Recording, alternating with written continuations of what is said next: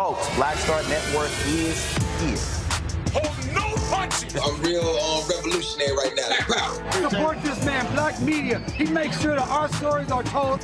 Thank you for being the voice of Black America, Roland. Stay black. I love y'all. All momentum we have now, we have to keep this going. The video looks phenomenal. See, this difference between Black Star Network and Black-owned media and something like CNN. You can't be Black-owned media and be scared. It's time to be smart. Bring your eyeballs home. You dig?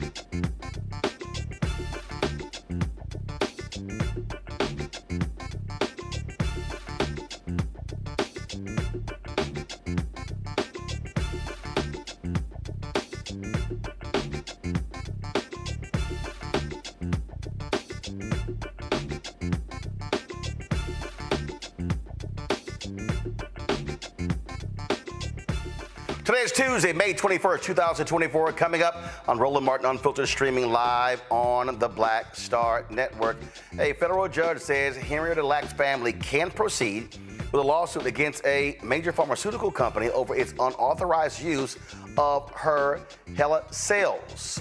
After backlash, Donald Trump pulls a video referencing unified Reich off social media. We'll show you what Vice President Kamala Harris had to say about Trump touting Nazi language.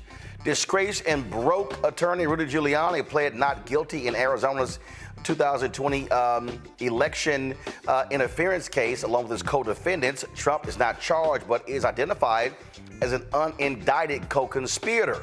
Also, we're just over a week away from the 103rd anniversary of the Tulsa Race Massacre.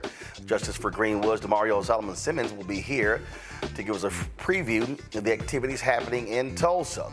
Pennsylvania Senator Bob Casey will be here to discuss his efforts to stop greedflation, the way corporations are raising prices for the record profits they are raking in. Plus, Operation Hope founder John Hope Bryant will be here to discuss his new book, Financial Literacy for All, and how DEI is good for business. It's time to bring the funk. I'm Roland Martin Unfiltered on the Black Star Network. Let's go. He's got it. Whatever the miss, he's on it. Whatever it is, he's got the scoop, the fact, the find. And when it breaks, he's right on time and it's rolling. Best believe he's knowing. Putting it down from sports to news to politics. With entertainment just for kicks, he's rolling. It's on go, roll, roll, y'all. It's rolling Martin, yeah. Rolling with rolling now. He's funk, he's fresh, he's real, the best, you know he's rolling Martin now.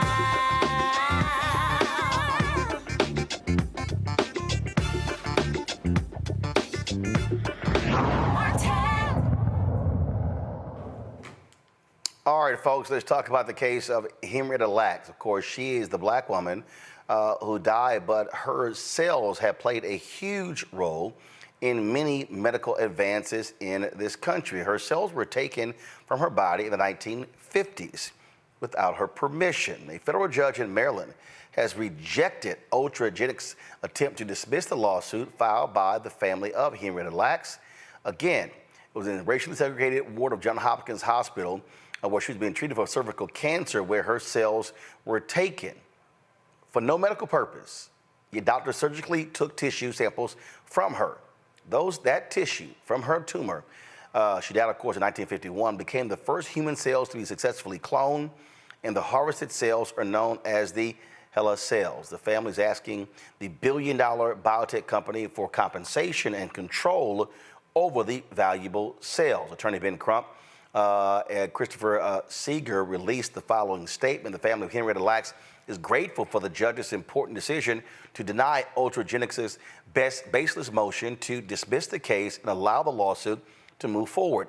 This historic ruling is not only a victory for Henrietta Lacks' family, it presents an opportunity to correct a monumental wrong. We invite Big Pharma to the table to resolve this on behalf of Henrietta Lacks' family.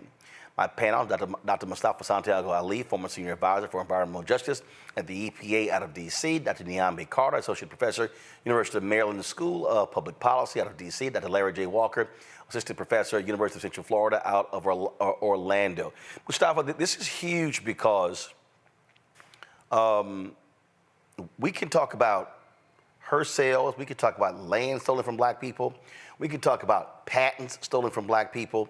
There's a history in this country of black folks having things stolen that have generated billions for other folks. And since Ben Crump's involvement, this family has been successfully winning settlements from other folk because of what happened to Henrietta Lacks. Yeah, well, our country is built on a history of extraction. First, they started with the extraction of indigenous people, moving them around. Then they went to Africa and enslaved us. And then when we look through the medical sets of actions that have happened, we've seen not only Tuskegee, but we've also seen the experimentation that was done both during our enslavement and after our enslavement, with people doing everything with, doctors actually learning more about how to do hysterectomies without actually asking us, just experimenting on us. So there's a laundry list of the types of actions that have been used to extract our dignity, extract parts of our body, and a number of other things. And now you've got these pharmaceutical companies that continue to make huge amounts of profit. Last year, they made over $100 billion, the pharmaceutical industry did. And when we look at the history of what our dear sister Lacks left behind for us, when you look at many of the cures and treatments for both cancer and COVID-19 and HPV, and the laundry list goes on of how her cells have been used, there is a huge amount of money that is tied to that has never come back to her family, or even the history and the honoring of what she has done for the medical community. So we now have a moment to make sure that folks are actually receiving the resources that they are due, but also putting a spotlight on both the injustices that have happened and also the contributions we have made, whether willingly or unwillingly. And Niambi, listen, this is why there are lawyers. You see, and I love these people out here who love to criticize Attorney Ben Crump. Oh, he jumps in these cases. He's screwing over black people. He doesn't win these cases. First of all, these people have no idea, first of all, how the criminal and civil cases, how those systems matter. But also, when you hire a Ben Crump, you are hiring somebody to purposely bring massive media attention to your story, to put pressure in order to reach a settlement. Absolutely. And I think this family has been trying for many years, really since the publication of Rebecca Skloot's book, to achieve some sort of resolution to this. I mean, they had a family member whose cells were stolen and they didn't even know it had happened until the publication of that book and some other investigative pieces, and then trying to rectify that wrong. I mean, this is something that today would have monumental consequences for the medical establishment who harvested these cells and for anyone who purchased, cloned, and would use those cells. And we're just trying to act like, well, it was 1951. There really wasn't an IRB and all of these things that are there to kind of safeguard the public from medical experimentation. And so it's kind of all good. And I think what this moment is showing us is that these kinds of wrongs don't actually have a shelf life. And when we're thinking about the billions and trillions of dollars this woman's cells have generated, and to see her family have to struggle for generations, I mean, it's just disgusting. And it's really about time. And I think, were it not for the Ben Crumps and others of the world, this family would still be facing many of the same hurdles to having their case heard. I mean, even knowing where to start. I mean, this is why people have attorneys. This is why people have, celebrity attorneys. Like, where do you even start to address this kind of a wrong? I think many people probably have claims that otherwise languish because they just don't have the legal knowledge, the funds, and other things to move these cases forward, which is why it's important for the Ben Crumps and the Lee Merritts and others of the world to assist families who are facing a range of injustices, not just, police abuse and other things. And so I think this is an extremely important moment and why you need those kinds of folks around in cases like this. You know what, Larry, it's interesting. I came across this item on social media. Again, when you talk about ideas that black people, in terms of our creativity and how generationally we don't benefit from that, this is a perfect example right here. But I had no idea about this story right here. And when I saw it, I was like, wow, are you serious? And it's a guy, John Young, a brother in Buffalo, who actually created buffalo wings, but did not earn the millions or the billions because of the patent. I just want to play this real quick. In hindsight, if he had patented, we wouldn't be having this discussion. John Young is a man many credit with being the originator of the buffalo wing. He opened his first business on Jefferson and Carlton in 1963, where he started selling whole chicken wings. At the time, this was a part of the chicken that was either thrown away or used for stock. Young moved business up to Jefferson and High Street, but it was only once he realized sauce was boss that business started to boom. He was saying that the first 2 days that he opened the doors, he realized he had created a monster. People came from everywhere to get the wings with the mumbo sauce. Mumbo sauce, a tomato-based concoction, was brought to life at Young's third location at Jefferson and Utica. Many near and far remember the famous deal splashed across the side of his building, 10 whole wings for $1. Young had many friends at the time, including Frank Bellissimo, who would go on to trademark the buffalo wing with his wife many years later. Racial and social instability forced him to leave his business behind and take his family to Decatur, Illinois in 1970. His family says Young's inability to trademark and market his mumbo sauce is partly to blame for why they feel he's been written out of the history of the wing. Young left a handwritten account to his daughter of what he calls the truth.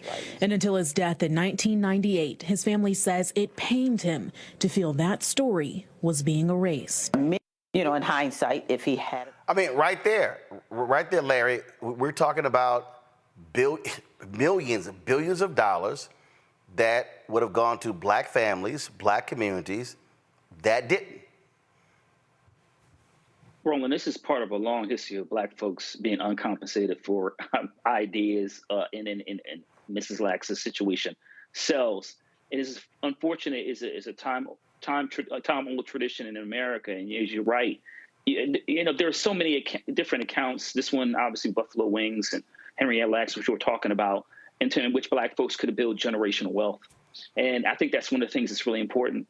As it relates to, Ms. Lacks, this is, it's been over 60 years, Roland, and once again highlights the challenges of being black in America in terms of, you talk about the creativity of black folks, but, unfortunately, there's always so many barriers in place for us to really get the due that we deserve. And, I listen.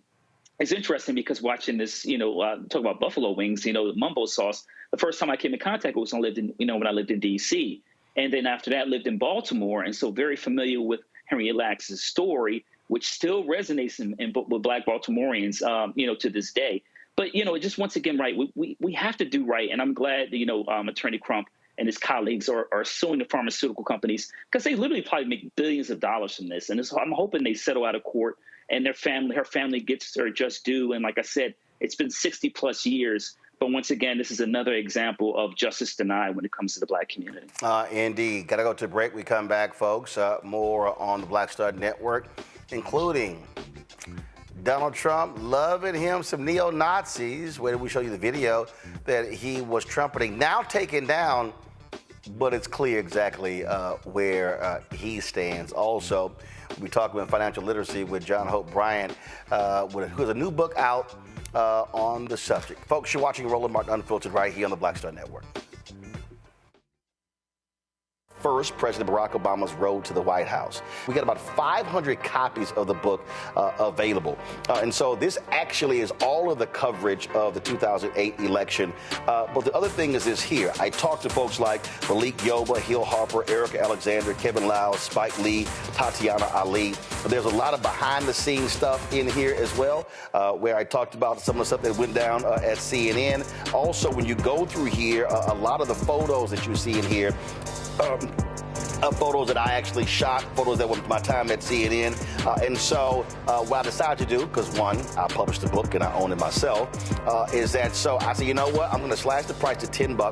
I'm not reprinting the book. So once we are sold out of these 500, that's it. They're gone. So you can go to RolandSMartin.com/the-first to get a copy of this book. Everybody who orders this book through the website, not on Amazon, only through RolandSMartin.com. I will personally autograph and mail you a copy of this book. It's all of the coverage, the actual interviews that I did with him.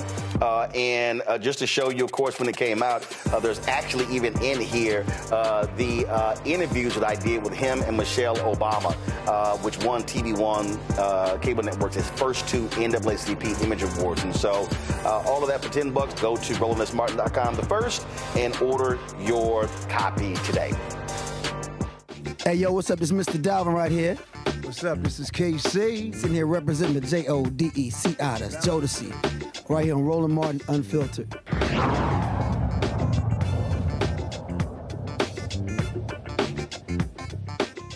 All right, folks, welcome back to the Black Star Network. So Donald Trump really does love him some Hitler. Often is talked about them. Okay, now guess what? He's now taken down a video that was posted on his Truth Social account that included a reference to a unified Reich after President Joe Biden's campaign and others criticized use of language often associated with the Nazi regime. Here's a 30-second video that was posted on Monday. What happens after Donald Trump wins? What's next for America? The economy booms. American energy is unleashed and an end to crushing taxes. The border is closed and the largest deportation in history is underway. No more wars as we focus on home. Law and order is restored. The American dream is back and the best is yet to come. Make America great again. Just love him some Nazi references. Well, Vice President Kamala Harris had something to say about this. Extremists are trying to divide our nation. And we see them as they encourage xenophobia and hate. Just yesterday, the former president of the United States. This kind of rhetoric is unsurprising coming from the former president, and it is appalling. And we got to tell him who we are.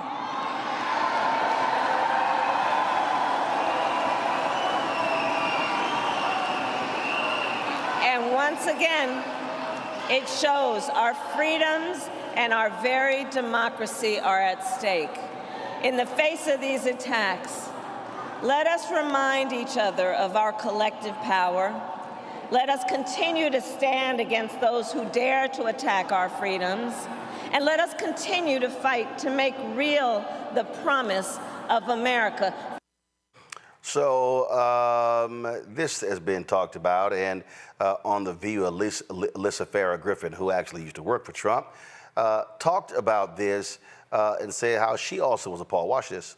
It doesn't impact millions of Americans the way somebody calling for a third Reich or saying immigrants poison the blood of America in this rhetoric he's using does. So we always have to be ready to call it out. And I just took a little bit of issue. So the throwing the staffer under the bus, and then they tried to claim it was stock footage of a newspaper. So I watched the ad a couple of times. They specifically selected lines about Trump. Trump wins by a landslide, make America great again, largest deportation program in history. And then they chose this. So they want me to believe they chose all of those lines specifically, but that one just somehow snuck in there. It just doesn't even make sense. It's not like he's saying the quiet part out loud. He's shouting it. Yeah. It doesn't impact millions of Americans. And that's the deal. Nyambe, he's shouting it. And so believe him. And for all of these people who keep acting like, oh, this is no big deal. You know, when you have idiots like Amber Rose out there, when you have Waka Flocka Flame supporting Trump, when the Cardi B's of the world say, oh, I can't stand both, so therefore I'm not voting. Okay, I'm trying to tell all you fools, if that pathetic orangutan gets back into the White House, trust me, they are going to be executing an agenda that is beyond shameful. Oh, absolutely. I mean, I think this is the problem, especially with people who are exceedingly wealthy, as some of the people you talked about. I mean, they can withstand maybe some of this. They have the money to flee, to move elsewhere, to do other things, even maybe stay in the country and live through what Donald Trump has promised will be an authoritarian regime. I mean, he said, I want to be an authoritarian for a little bit. I mean, he was one when he was president the first time. He will certainly be worse this time. He's trying to get revenge. And what he was doing was essentially putting this ad out there to see what Americans would tolerate, to see how far he could push them. This was not some sort of guffaw. This was not some insincere or tepid effort on his part. This is exactly what he believes. He believes America belongs to white men in particular. He believes that only wealthy people should have rights in this country. I think that's something that many of his followers need to get in their heads. He has no respect for people who do not have money. He has even less respect for white people with no money.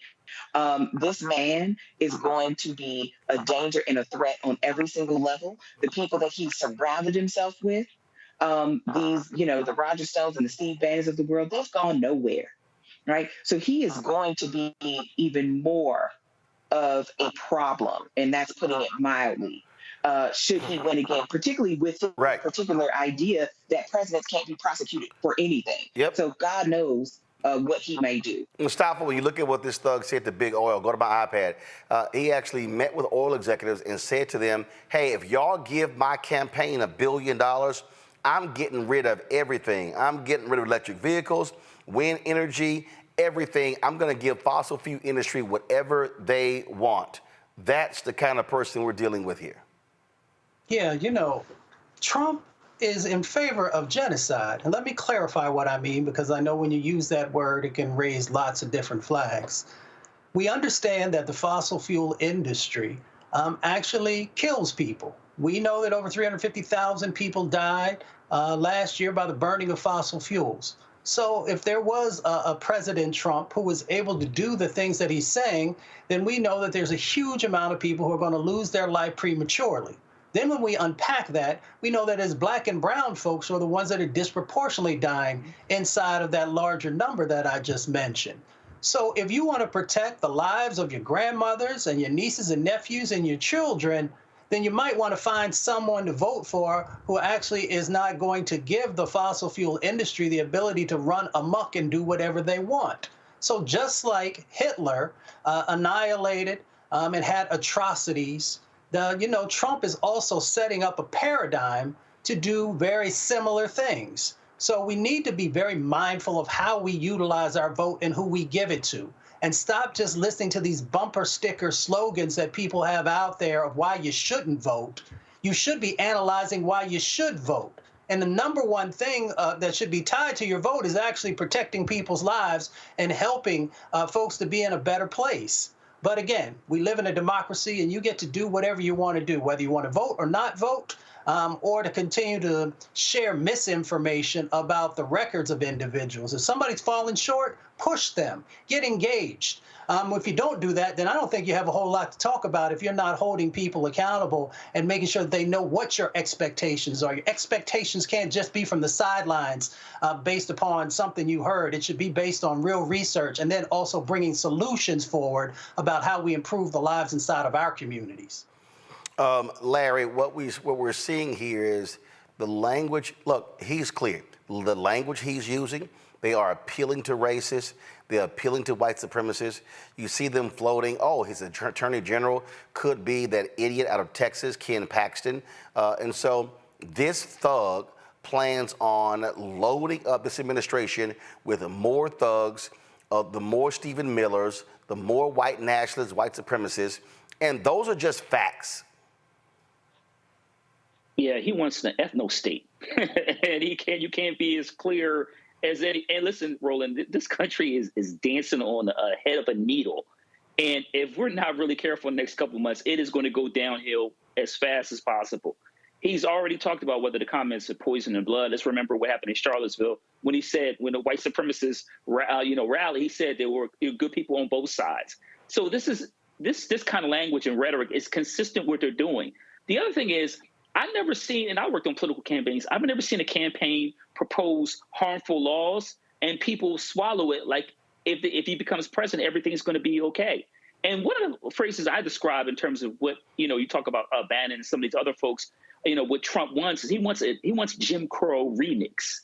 And as black folks, if you're watching this show, you do not want to mess around and find out in November and then January, whoever's sworn the president of the United States, because he's talking about creating concentration camps, mass deportation, using the military to deport some of these people, some of the people who are watching, to people that you care about and love.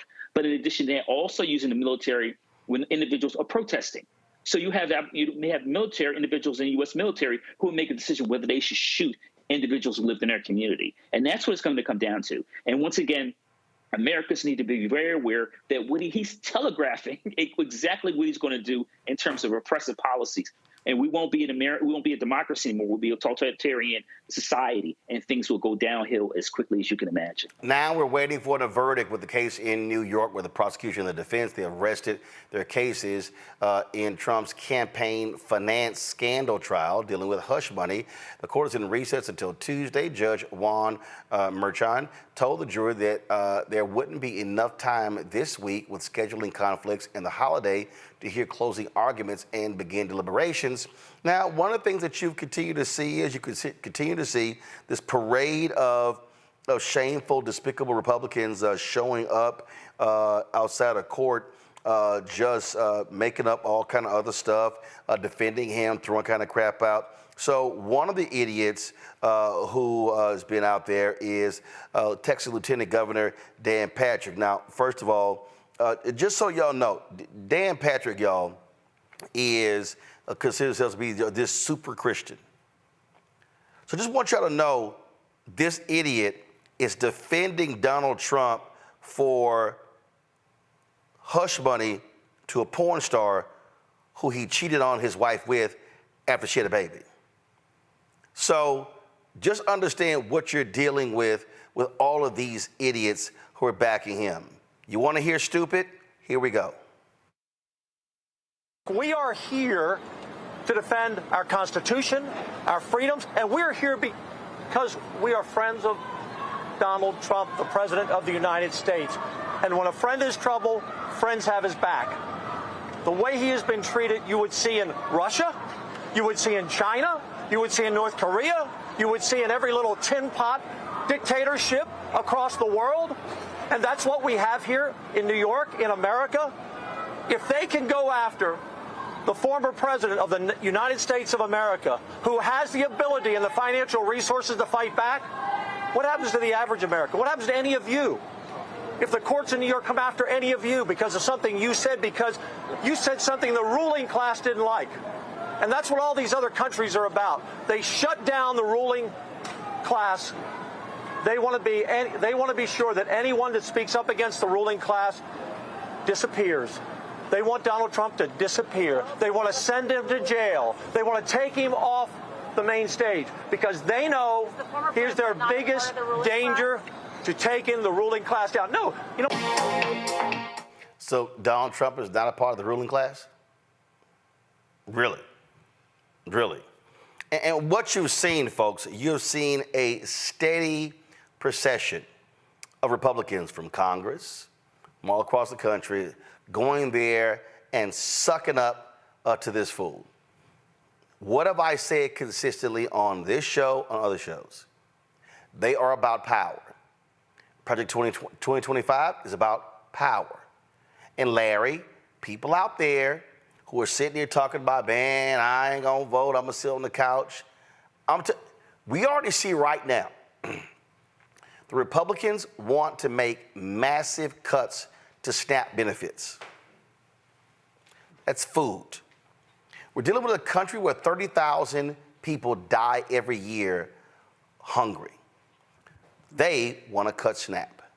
We can go on and on and on talking about the policies they plan to enact. And all of anybody out there who's running around talking about, man, but them stimmy checks we got, those checks ain't coming back. I'm telling you right now, it ain't coming back ever, ever, ever. Y'all can F around and find out. But then y'all gonna be real pissed when y'all find out. And then we gonna say hashtag, we tried to tell you, Larry. You ain't telling no lie, Roland. And this is like Avengers Endgame. And listen, once again, I made my point earlier. They're not telegraphing. They tell you exactly what's going on here. First of all, he's got a bunch of his generals and lieutenants who are, state and federal leaders of the Congress, or you even talk about Patrick, lieutenant governor in Texas, among other individuals. And the language they're using is to delegitimize, when it comes to the judicial system. So here's a powerful white man who held the most powerful position in the world, who's somehow not part of the ruling class and is being treated unfairly. So, and obviously, a lot of these white folks from middle class and underserved backgrounds who voted for him a few years ago and certainly will vote for him again, they won't realize how foolish the mistake they made until it starts impacting them. And let's just be clear about what this is really about. Because if folks who vote for him who don't look like the panel and like everyone on the show, if they realize what these policies really would do and they think they won't be impacted by it, then they won't even think about voting for them. But the challenge is that they believe that the policies that the Biden-Harris administration is putting forward is trying to balance out the system. And that is centrally what this is about. It is about getting power back that you think you've lost. And once again, creating a Jim Crow remix where Black folks and other minoritized groups don't have any power. We suffer, our mortality rates go down, and we continue to deal with many of the challenges we dealt with prior to the Great Society programs in the 1960s. And if folks are watching it, you better get up, register to vote, get other people registered to vote, support campaigns, and get out there, or once again, we will regret it after November. And that's the thing that is real, Mustafa. And when you listen to these idiots stand there and talk about, oh my God, how this is so unfair, not being allowed to speak, anybody else would be sitting their ass in jail if you actually got charged 4 different times, 91 counts. Yeah, Donald Trump, his whole life has been about privilege. I'm sorry, let me clarify it, because if I just say privilege and leave it there, people might not understand. White privilege, wealthy privilege. And because he has had that, he has been able to thumb his nose at the law at every turn, going all the way back to him and his daddy. And the things that they got in trouble with around housing-related issues and not wanting to rent to people who look like folks who are on the panel here tonight. So he has been able to utilize his privilege to actually get over on the system, to have a whole bunch of everyday people who started their own small businesses end up going out of business, going into bankruptcy because they did business with him. And because he made the decision and his team that what was owed, he thought that he could only have to pay a percentage of it. So when we look at what's going on here in this moment, you really got to take a step back and just ask yourself the question that Roland posed to us just as we started here. If it was anybody else who was Black or brown or indigenous or even a lower wealth white person who did the things that this individual has done, would they receive the same type of support from the legal system? Would they also be able to get away with saying certain things and there being no repercussions for them? So we really got to make sure that justice actually has equality built into it. And this is the moment when we also know that to make that become a reality, that you got to vote. And that just means you got to get engaged. And if we have to say it 1,000 times over and over again, eventually it will find fertile ground. Because if you want change to happen, if you want to make sure that those folks who have had privilege, who break the law, that they are held accountable, then that means that you got to vote. You got to get the right judges that are in there that will be fair and impartial. And you just got to make sure that you're utilizing your power. As we talked about on this show, my grandmother says you have power unless you give it away. We got far too many people in our community that continue to give away their power. To listen to folks who have nothing in common with you. When I saw some of the folks that I've known and some folks that I've known, others have known who've been in the entertainment industry saying some of this stuff, and I'm thinking to myself, you're a millionaire. You live in a penthouse or you live in a mansion. What do you have in common with somebody who's living in public housing? Somebody's trying to put food on the table and keep the lights on, or figure out how they're going to save enough money to get their kid to be able to go to a good school. So we've got to actually flip this paradigm. Stop listening to other people. Use this a massive amount of brain that we have, and then make sure that we're making the right choices in the ballot box. Niambi? Well, look, I think people always think that there's going to be another election, and we cannot presuppose that luxury. Donald Trump is a threat. Donald Trump is a bully. And to what my colleagues pointed out, I mean, somebody's going to be the president, whether people vote or not. That's not going to change. The two-party system that people don't like is not going to change just because they choose to stay home. And I'm not suggesting that it's ideal or whatever, but these are not people you have to like. These are people that we need to have to make sure that there's enough stability so that if we want to create change, that we actually can. There's nothing to change if the system collapses. And very clearly, this system cannot withstand another 4 years of Donald Trump. There are not going to be enough judges. We can't depend on the Supreme Court or even lower courts that can insulate us. Donald Trump has made it clear that when he comes in, he wants to put judges in as young as possible so that this legacy will continue for generations to come. And that's just not the Supreme Court, that's lower federal courts. Also, the people that he's going to appoint to cabinet positions are going to be dangerous. He said he wants to get rid of the Department of Education. I believe the Department of Health might even be on there. So he is going to do real damage to our country, no doubt. And if there's a country left when he leaves in 4 years, I guarantee people won't recognize what it is or how to even manage it. I'm not saying our country is perfect. It certainly isn't. There are a lot of gaps, and there are a lot of things to be displeased about, and there are a lot of things that you can take to your parties and argue with them about, even thinking about changing the way we do our electoral systems. But it doesn't matter if there is no elections to be had. And so stay home in November at your own peril, but somebody will be elected, and it's likely not going to be the person that is going to do the most for you or that will do the most good. And in some cases, the most we can hope is that the person won't harm us at all. And that's, I mean, and if that's as low a bar as you can have to still show up in November, then go with that. Yep, play games if you want to. I'm just saying it's not going to be a good idea.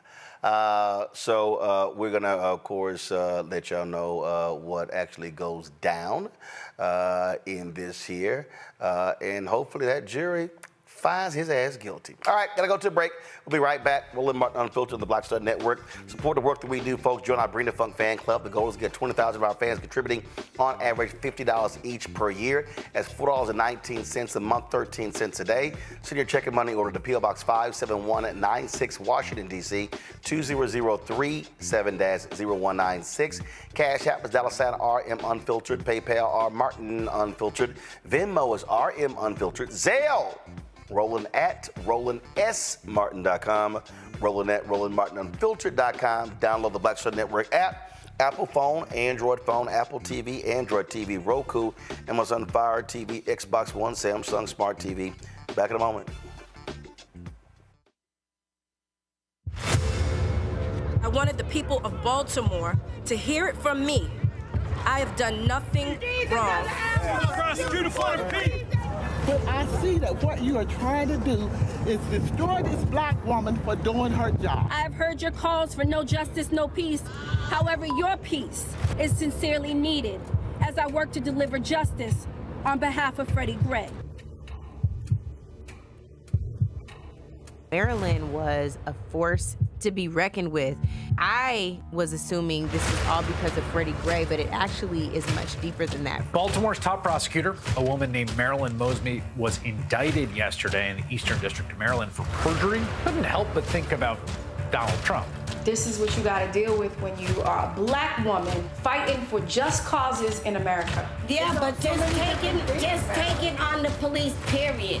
She's stepping on their toes. They want to cross her out of the system so she can't stand up for the future. Reached in the pool and grabbed me and pulled me out. Imagine if this were you. You would want people to stand in your corner. I lost my car. I lost my job. I lost my marriage. And I almost lost my mind for a little while. It's just so much right now, Lord, and I'm just saying, why are you putting all of this on me? I'm about to break. Nobody knew that healthcare could be so complicated. Trump was a failure on healthcare. Hundreds of thousands of Black Americans lost healthcare insurance. That is outrageous. And if he's president again, he would cancel insurance for millions more of us. We cannot go back.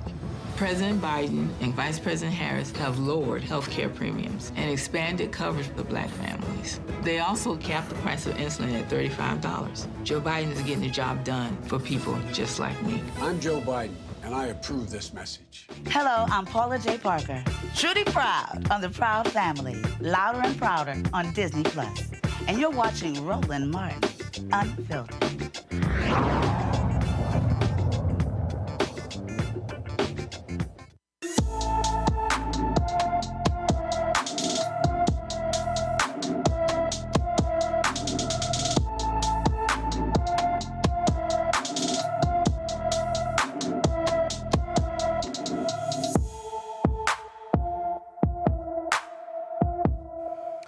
Brandon Cotton has been missing from Holyoke, Massachusetts since February 16th. The 16-year-old is 5 feet 10 inches tall, weighs 130 pounds, with black hair and brown eyes. Anyone with information about Brandon Cotton should call the Holyoke, Massachusetts Police Department at 413-322-6900, 413-322-6900. Former Trump campaign lawyers Rudy Giuliani and Christina Bobb pled not guilty today. The duo and other Republicans answered charges in an Arizona courtroom over an alleged plan to keep Donald Trump in the White House by falsely certifying he won the state in 2020. Giuliani and Bobb are among 18 people indicted by a Maricopa County grand jury last month. All face 9 felony counts, including conspiracy, forgery, and fraud. Giuliani appeared remotely Tuesday and was ordered to post a $10,000 appearance bond. Trump is not charged in the case. Still, the indictment names him as an unindicted co-conspirator one, a former president of the United States who spread false claims of election fraud following the 2020 election. He faces federal and state election interference cases brought by special counsel Jack Smith in D.C. and Fulton County DA Attorney Fonnie Willis in Atlanta. Here's why Giuliani was so hilarious.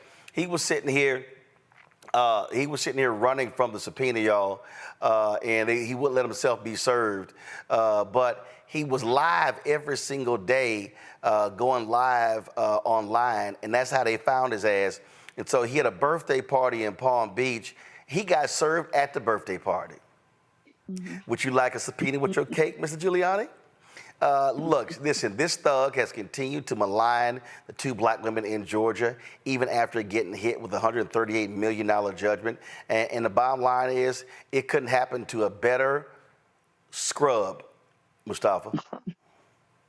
When they say stupid is and stupid does, I'm just like, man, you could tell that he also lived a life of privilege, because he would have understood not to be making his locations so easily found. But that's beside the point, because if he hadn't been a part of an administration that was less than any administration we've ever seen before, he wouldn't be running into these problems. If he didn't continue to live out the paradigm of his former boss, then he wouldn't be in the situation that he is. If he had any character, then he wouldn't be in the situation that he is. So the things that are coming back to him, as Malcolm once said, coming home to roost, the chicken's coming home to roost, he should have been quite aware that these moments were actually going to eventually play out. You know, what we're facing here again, and I know somebody out there saying, man, y'all just sitting here talking about Trump again. I need people to understand, these folks don't have a bottom, Larry. They don't have a bottom. They will do whatever it is in order to win. They tried to steal it last time. Don't think for a second they won't try it again. Yeah, a couple of years ago was a dry run, and based on what we're seeing from the Supreme Court, you know, if it doesn't work this time, they hoping it works in a couple of months. And, Roland, it's interesting with Giuliani because I remember a time when he was mayor of New York City and instituted stop and frisk. And a lot of times he was pretty much like, hey, listen, if you just comply, you'll be fine. That didn't work out for a lot of black and brown brothers and sisters in New York City during that time and still being used in cities and jurisdictions throughout the country. So what I need him to do, I just need to make sure he complies with the law and follows what, he's being told these judges show up for court on time. Don't show up, don't zoom in, show up in time, on time and, in person and pay his dues and comply like he talked about a lot when he was mayor. And also obviously years ago when he took down the mob in New York City. So once again, but it's contradictions wrapped within lies. And this is what his life has been like for the last several years. And so look, he jumped on the Trump bandwagon and this is where he's got him. He's got multiple indictments, like you said, in the federal government and multiple states. And so, once again, if you just follow the rule of law, you wouldn't be in this situation. And now it's time for you to pay the piper. Nyambi? Well, look, Giuliani should understand better than anybody else that the feds don't come for you unless they plan on winning. And the fact that you would do this and know better, I mean, that's the thing, I think. He's not like any other person on Trump's staff. He's been a federal prosecutor.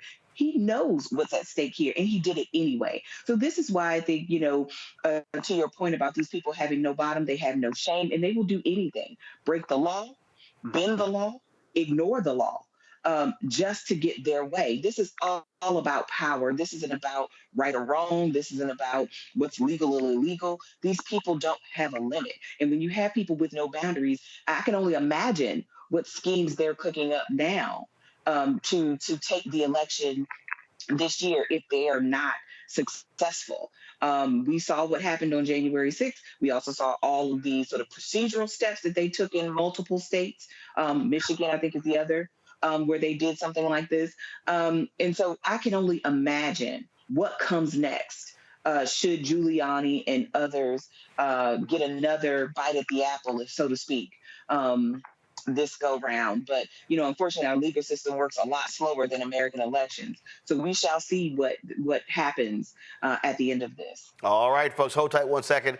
Got to go to a break. We come back. We'll talk financial literacy with John Hope Bryan has a new book out, founder of Operation Hope. Also, Pennsylvania Senator Bob Casey will join us talking about all of these corporations who've been jacking up prices and taking advantage of America, causing inflation to stay higher than it should be. And also, y'all have seen numerous songs dropped about bad-built Marjorie Taylor Greene. Oh, my God. I got to play a lot of them. We had fun with those the other day, and I got to play more of them today on the show. I'll be right back. Roland Martin Unfiltered on the Black Star Network.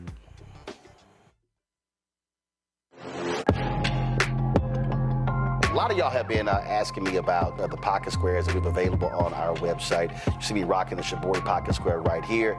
It's all about looking different. Now look, summertime is coming up. Y'all know, I keep trying to tell fellas, change your look, please. You can't wear athletic shoes every damn wear. So if you're putting on linen suits, if you're putting on some summer suits, have a whole different look. The reason I like this particular pocket square, the Shibori, is because it's sort of like a flower and looks pretty cool here versus the traditional boring silk pocket squares. But also I like being a little different as well. So this is why we have these custom-made feather pocket squares on the website as well. My sister actually designed these after a few years ago. I was in this battle with Steve Harvey at Essence, and I saw this at a St. Jude fundraiser. I saw this feather pocket square, and I said, well, I got some ideas. So I hit her, and she sent me about 30 different ones.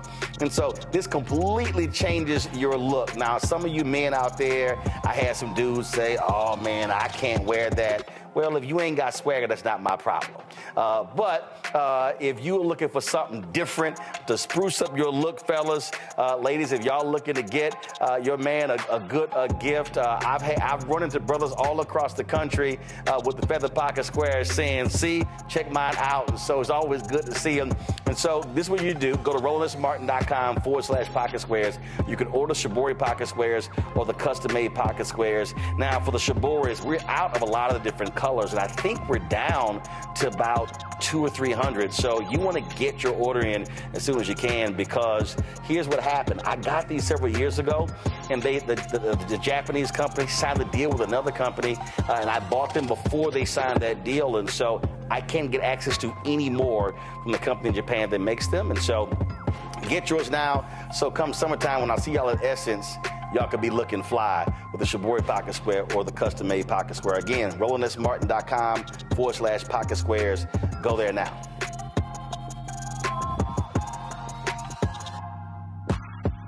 Fanbase is pioneering a new era of social media for the creator economy.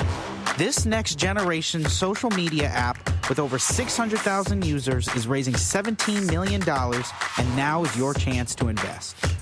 For details on how to invest, visit startengine.com/fanbase or scan the QR code. Another way we're giving you the freedom to be you without limits. When you talk about blackness and what happens in black culture, we're about covering these things that matter to us, speaking to our issues and concerns. This is a genuine people-powered movement. There's a lot of stuff that we're not getting. You get it, and you spread the word. We wish to plead our own cause. Too long have others spoken for us. We cannot tell our own story if we can't pay for it. This is about covering us. Invest in black-owned media. Your dollars matter. We don't have to keep asking them to cover our stuff. So please support us in what we do, folks. We want to hit 2,000 people, $50 this month, raise $100,000. We're behind 100,000, so we want to hit that. Y'all money makes this possible. Checks and money orders go to P.O. Box 57196, Washington, D.C. 20037-0196. The Cash App is $RM Unfiltered. PayPal is R Martin Unfiltered. Venmo is RM Unfiltered. Zelle is Roland@RolandSMartin.com. Coming soon to the Black Star Network. It was my junior year at Georgetown, and Spike calls me and he says, Malcolm, what are you doing next year? So, graduating, you know. He said, take a year off, work on Malcolm X. I said, okay. But first of all, for the folks who don't know, Spike is my cousin. Spike is my cousin. Just for the person watching, like, how the hell is Spike just gonna tell you that it's true? It's true.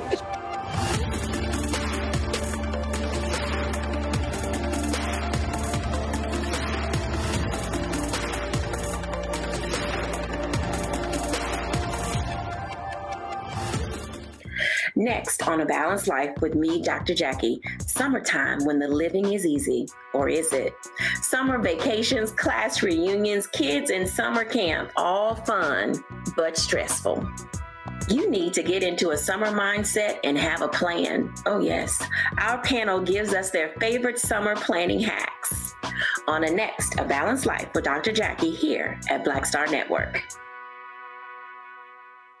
Hi, I'm Jo Marie Payton, voice of Sugar Mama on Disney's Louder and Prouder Disney Plus, and I'm with Roland Martin on Unfiltered.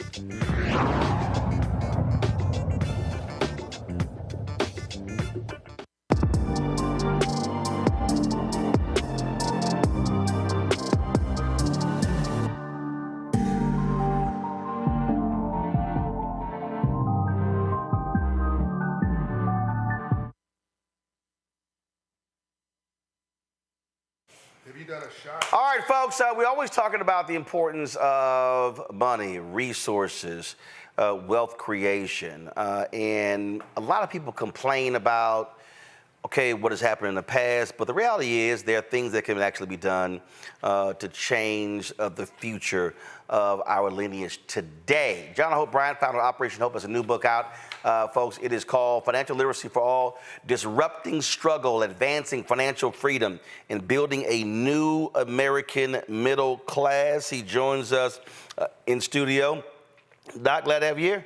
Honored to be here. Came here just for you. Let's talk about it. People need, by the way, people need to, when you're in Washington, go to the King Memorial, go to the Lincoln Memorial, go to the White House tour, do all that, then come see Roland Martin's real, serious studio. This is not some like created on Instagram thing. Like he's got I'm really upset with him because he's got an entire command center, control room, that looks just like CNBC, CNN, or anybody else. It is Absolutely beautiful, and it was done by a black-owned company. Yep, out of Atlanta. So lights were done by a black-owned company. The green screen done by a black drape company.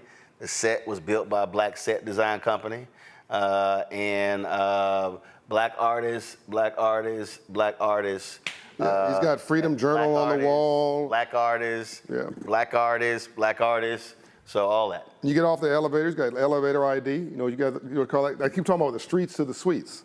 So he's got literally he's gone from the streets and reporting to building an enterprise in the suites, and he's got elevator access. You know you made it when you have elevator access for your building. So come see Roland Martin. Two blocks from the White House, so you know you gotta have all that. Yeah. You know, but you gotta have. Well, and look, when we talk about, and you can't do this unless you're real. That's my point. You can't fake this. This is real estate, prime real estate, real cameras, real staff. These are not AI people. This is not artificial intelligence. No, we ain't doing that. This is real people. This is real staff people, real producers, real makeup artists. I mean, it's very impressive. I see 4 different setups for studio setups. 6.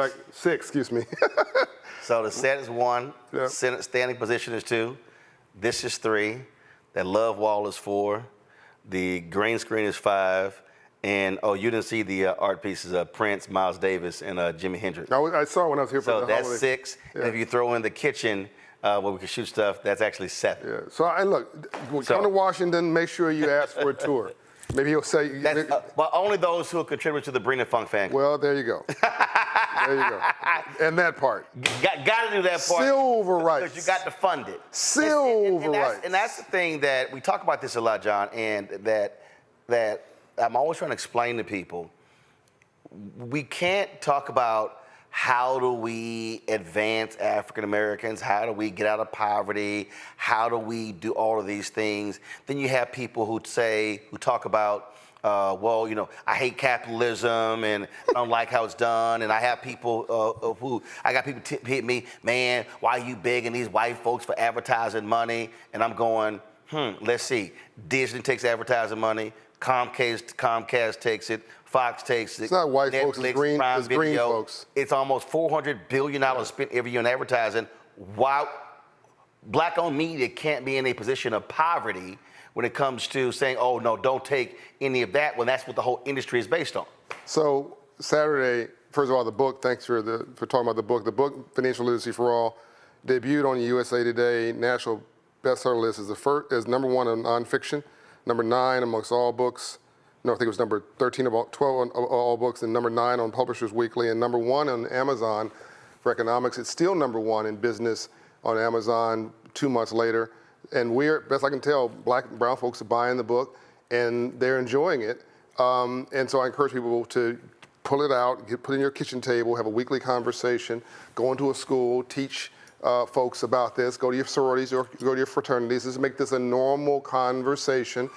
Go from civil rights to silver rights, from the streets to the suites. This is the new movement. Financial literacy is a new civil rights issue of this generation. On Saturday, you and I were talking, I think it was Saturday, you landed in Palm Springs, and on your Twitter feed, if you refuse to call it the new name, Same. Thank you. On your Twitter feed were people arguing about something that was pretty ridiculous. Well, why are you talking about capitalism? I hate capitalism, or something like that. But it was really funny. They'd say, I don't support capitalism, and they're on a phone.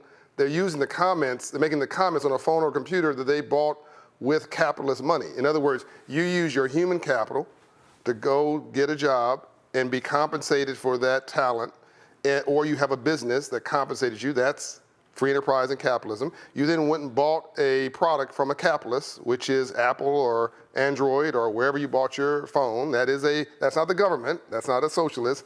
I'm not even sure what a socialist is. All socialism is the tax system. That's a whole other conversation. But that's capitalism. You're talking on a screen that is made by, a capitalist. You are interfacing through a platform, Twitter, which is a capitalist system. Everything around them, your car you're getting into, that's a car note, that's capitalism. Or a manufacturer, that's capitalism. The place you're sitting in the note, you're either renting it or you're owning it. That's capitalism. People say, oh, I hate rich people. No, you don't. You hate rich people until you become rich. What you hate is a game system. Right. Rightly so. What you hate is a system that is rigged against you so you can't succeed. Rightly so. Hate the system, hate the game, but become the game master. And that's the transition. You know, whenever the rules are published and the playing field is level, we kill it. The thing that Reverend Jackson has said that for years. Really? This is why, that's literally, I was watching a video from 2010. He said, why have we excelled in sports? Because of what you just said. Bottom line is, rules are published. Rules are published. Playing field is level. Level. You get 5, I get 5, you get X amount of timeouts. The basketball goal is 10 feet high, same distance from the free throw line. No matter what court you go, it's 94 feet long. Now it's like, all right, let's play. Let's play. By the way, the arts, same thing. Yep. Either you like my performance or you didn't. Right. Either you can sing or you can't. Right. Either you like my lyrics and you willing to buy them or come to my concert or not. Church. That's where we are able to articulate for the first time. That became a place of power, right? And that we proliferated in faith to this day, from slavery to this day. Politics.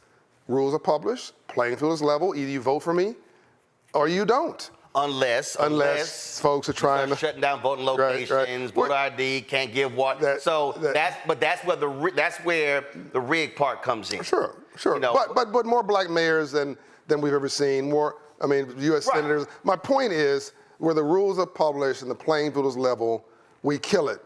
All we have to do now is master free enterprise, capitalism, economics, and ownership. Also, black people and brown people are the only group of people, and poor whites, who didn't use free enterprise and capitalism to set themselves free.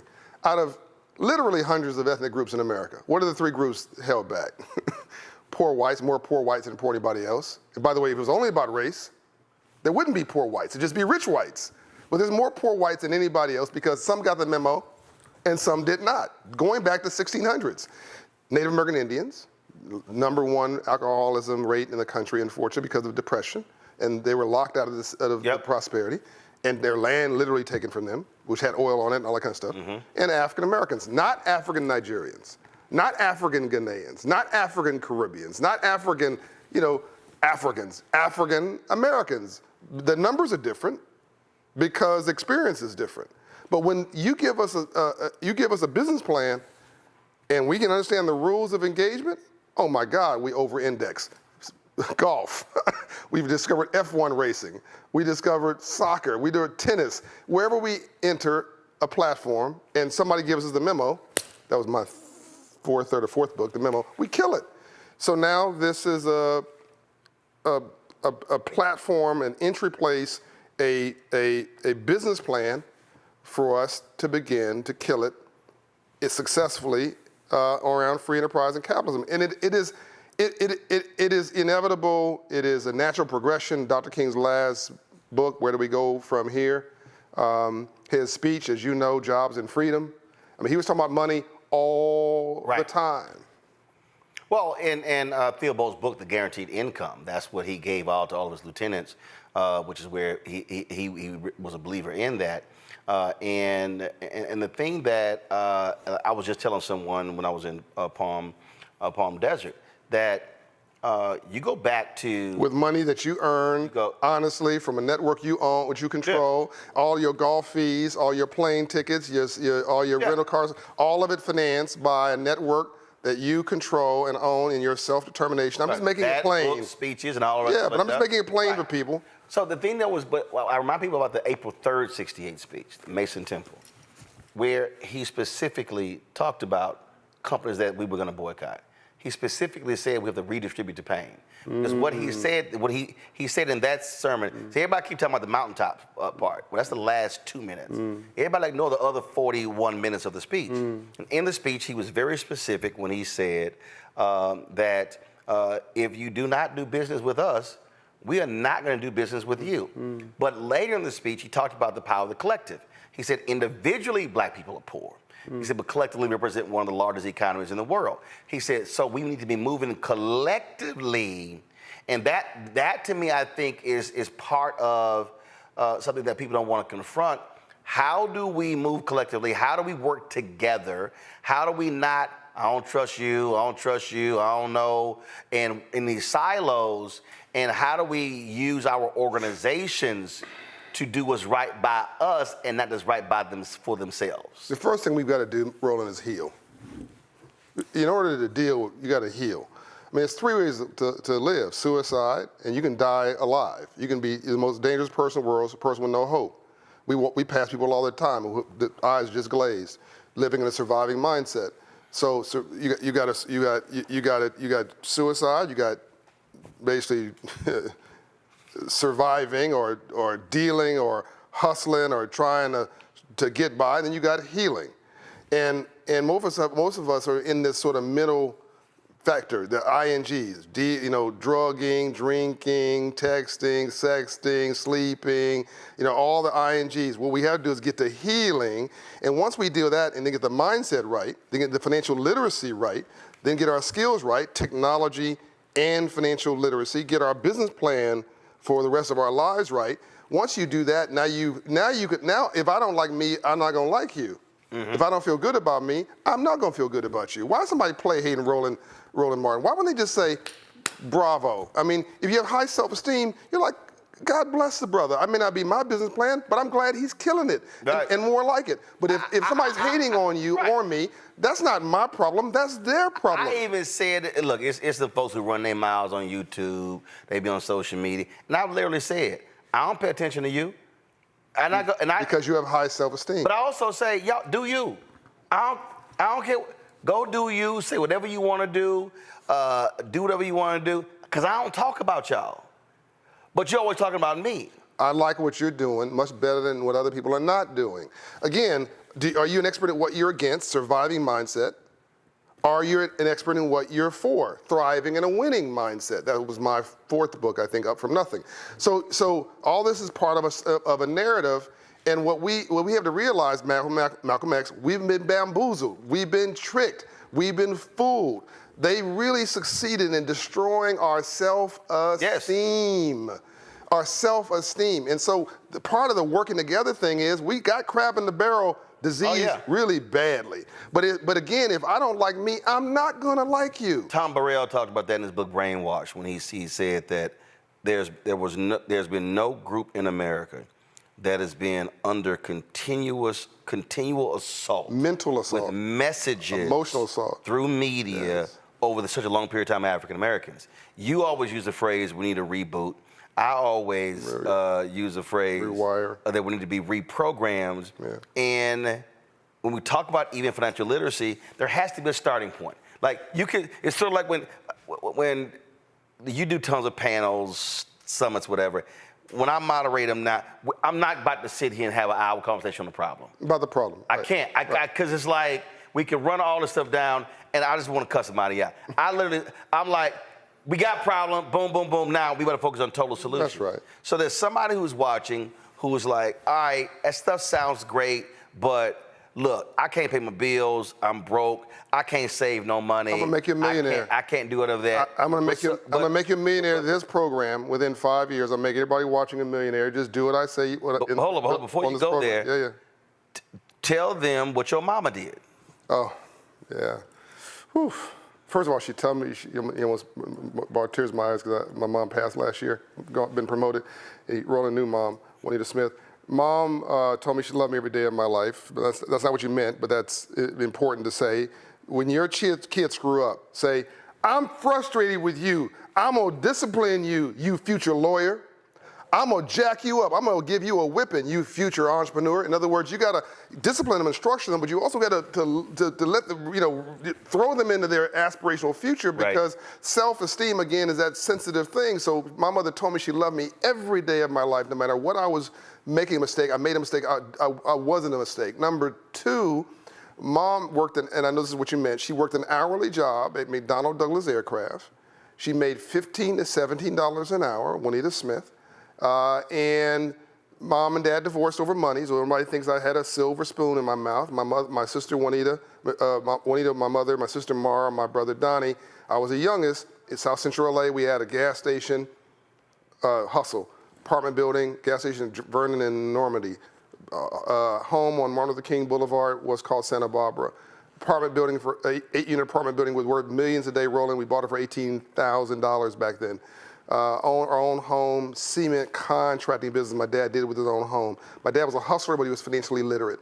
So the more money he made, the broker we got. They argued over money, got divorced over money, domestic abuse over money. Mom went to go live with somebody else, saved enough for a down payment. By the way, he lost all those assets, lost it all.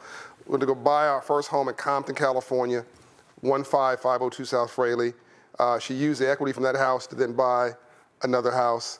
While she was working, she did a side hustle on the job. By the way, anybody watching this who's married, one salary to pay the bills, one salary to invest. Yep. Right. But so my mother would have this side hustle selling handicrafts and candies and things she made. She'd save that money to go buy down payment for another home. She bought and sold 7 homes. And when she passed away with an hourly job, 32 years at McDonnell Douglas Aircraft, now Boeing Aircraft, she had $1 million net worth. She had a will. She had a life insurance policy, which she cashed in. She had a burial policy. When I had to go do a GoFundMe campaign to bury her. Can we please stop this? Please stop the GoFundMe campaigns for burial. It costs you $25 or $4 to get a $25,000 insurance policy. You can get, for $40 a month, you can get $1 million life insurance policy. There's your generational wealth, getting ahead of myself. Mom had a will, an insurance policy. She had a savings account, had X dollars in it. Right. And she had these homes that she bought and sold. And when she passed away, there was $1 million that could be distributed, that was distributed over time to her heirs. And so here's a working class woman at basically $18 an hour. So don't tell me with a high school education, went back to school at age 62 and got her high school equivalent and marched with cap and gown. So this is possible. I'm gonna lay out before we finish how everybody watching this can become a millionaire within 5 years. We're going to put a pin in it right now because we're going to go to a break. We're going to come back. We have Pennsylvania Senator Bob Casey. He was supposed to be before John, but they had some meetings and some votes, and so we're going to come back, chat with him. We're going to pick up the conversation with John as well. You're watching Roland Martin Unfiltered right here on the Black Star Network. Support the channel.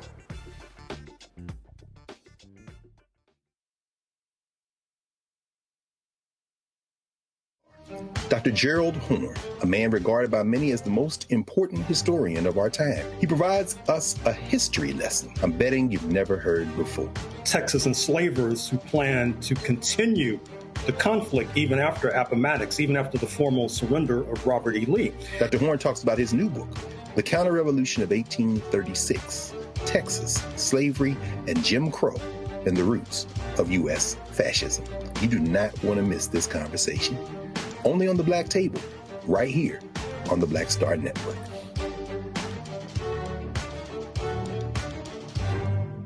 Nobody knew that healthcare could be so complicated. Trump was a failure on healthcare. Hundreds of thousands of Black Americans lost healthcare insurance. That is outrageous. And if he's president again, he would cancel insurance for millions more of us. We cannot go back. President Biden and Vice President Harris have lowered healthcare premiums and expanded coverage for Black families. They also capped the price of insulin at $35. Joe Biden is getting the job done for people just like me. I'm Joe Biden, and I approve this message. What's good, y'all? This is Doug E. Fresh, and you're watching my brother Roland Martin Unfiltered as we go a little something like this. Hit it. It's real.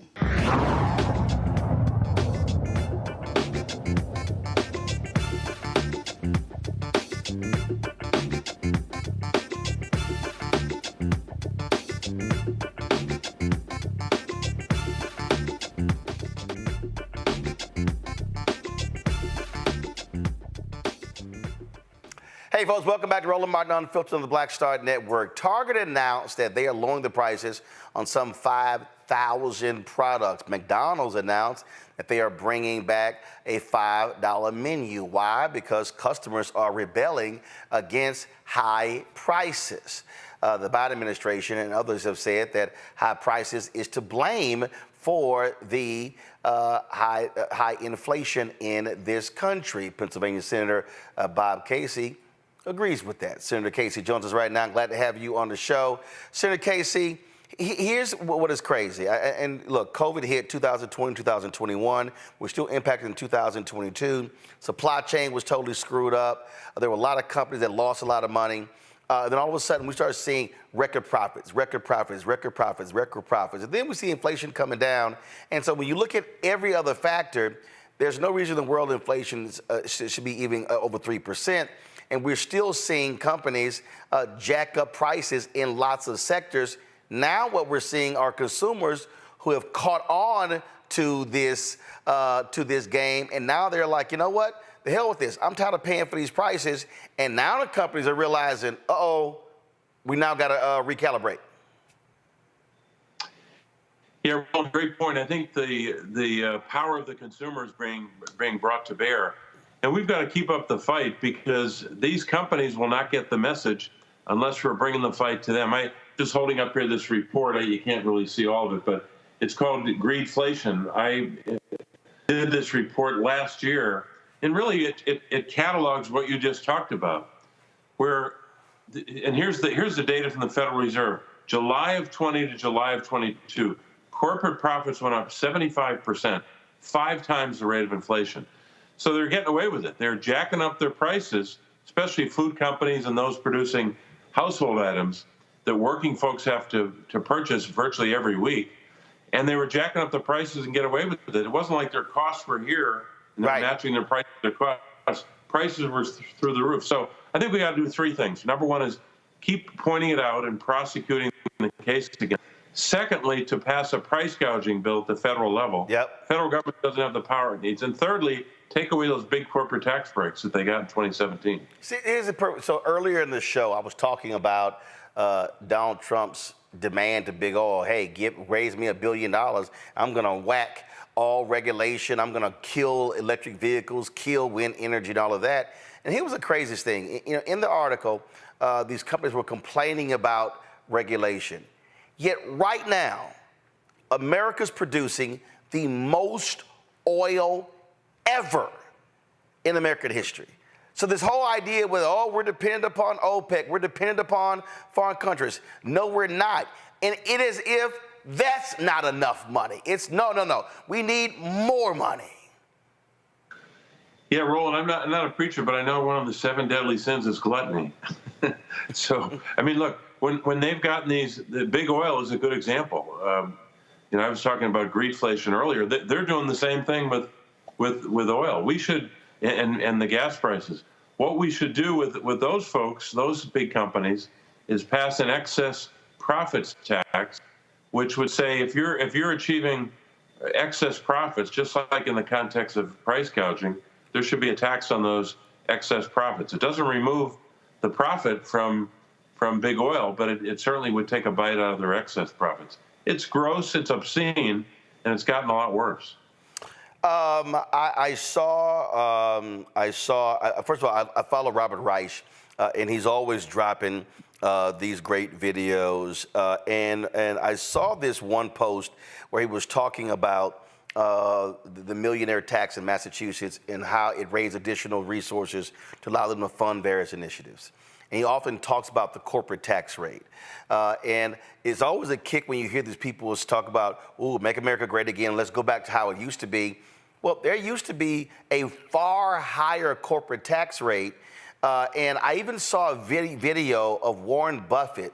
And Warren Buffett said, if the 800 companies like myself pay what they're supposed to pay in taxes, no single taxpayer would have to spend $1.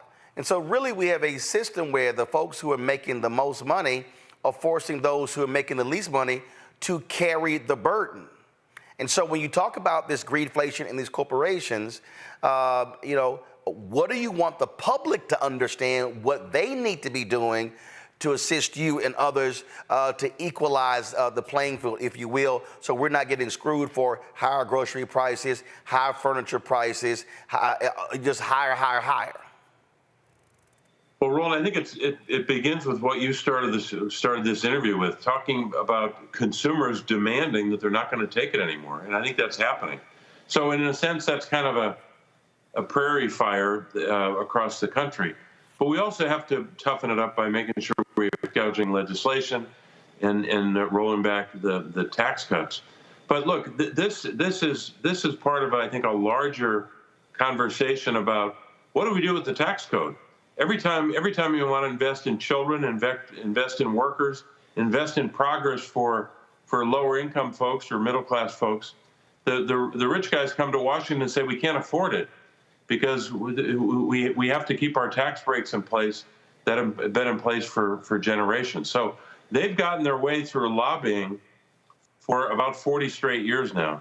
The only time the big corporate crowd and the very wealthy folks, not just the billionaires, but the hundreds of millionaires, the only time they didn't get their way was in the 2021 American Rescue Plan, where we passed the child tax credit, the most forward-looking policy relating to families raising children.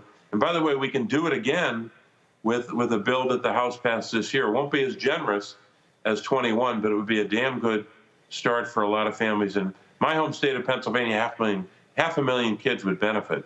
And a lot of those kids, black kids and Hispanic kids and low-income white kids all across the state. Questions, I got my panelists here, so Larry Walker, Dr. Larry Walker, you're first. Your question for Senator Bob Casey. Yeah, Senator Casey, I'm originally from the Commonwealth and proud to be from Philadelphia, so it's always a pleasure to talk to you. Yeah, so talk a little bit about, the upcoming election. And I want to connect in terms of when we talk about these absorbent prices, and obviously the Commonwealth is going to play a critical role in the election. How do you think policymakers, particularly we talk about the Biden-Harris administration, make the connection that some of these high consumer prices are not a result of the federal government making some kind of favor or not passing legislation in some cases, but in some cases corporate greed?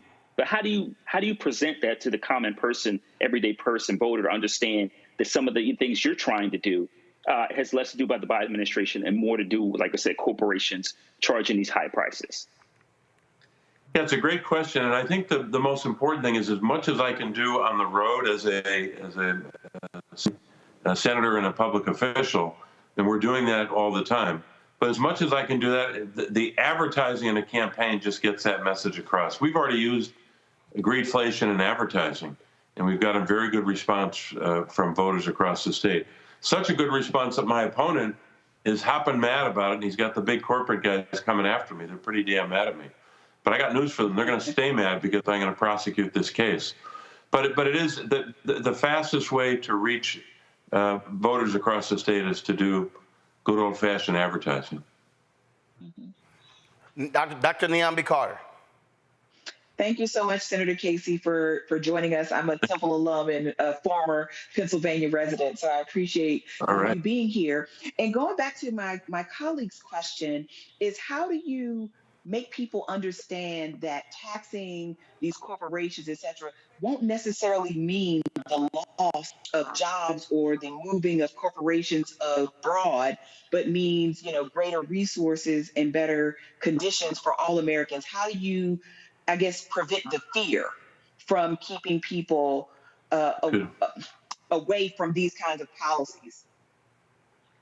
It's a great question because it's not easy, because the corporate crowd not only hires all the lobbyists for 40 years, and I believe it is 40, they hire the lobbyists and they also hire the PR people to get the word out that somehow if corporate tax rates are increased even a bit, that they're gonna lose jobs.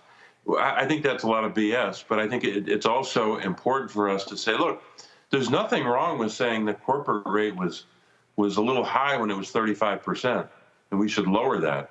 But I think there was a broad consensus, even not just across Washington, but across the country, that we could have lowered that corporate rate a couple of points, maybe even to the high 20s. But you know what they did? They lowered it all the way from 35 to 21.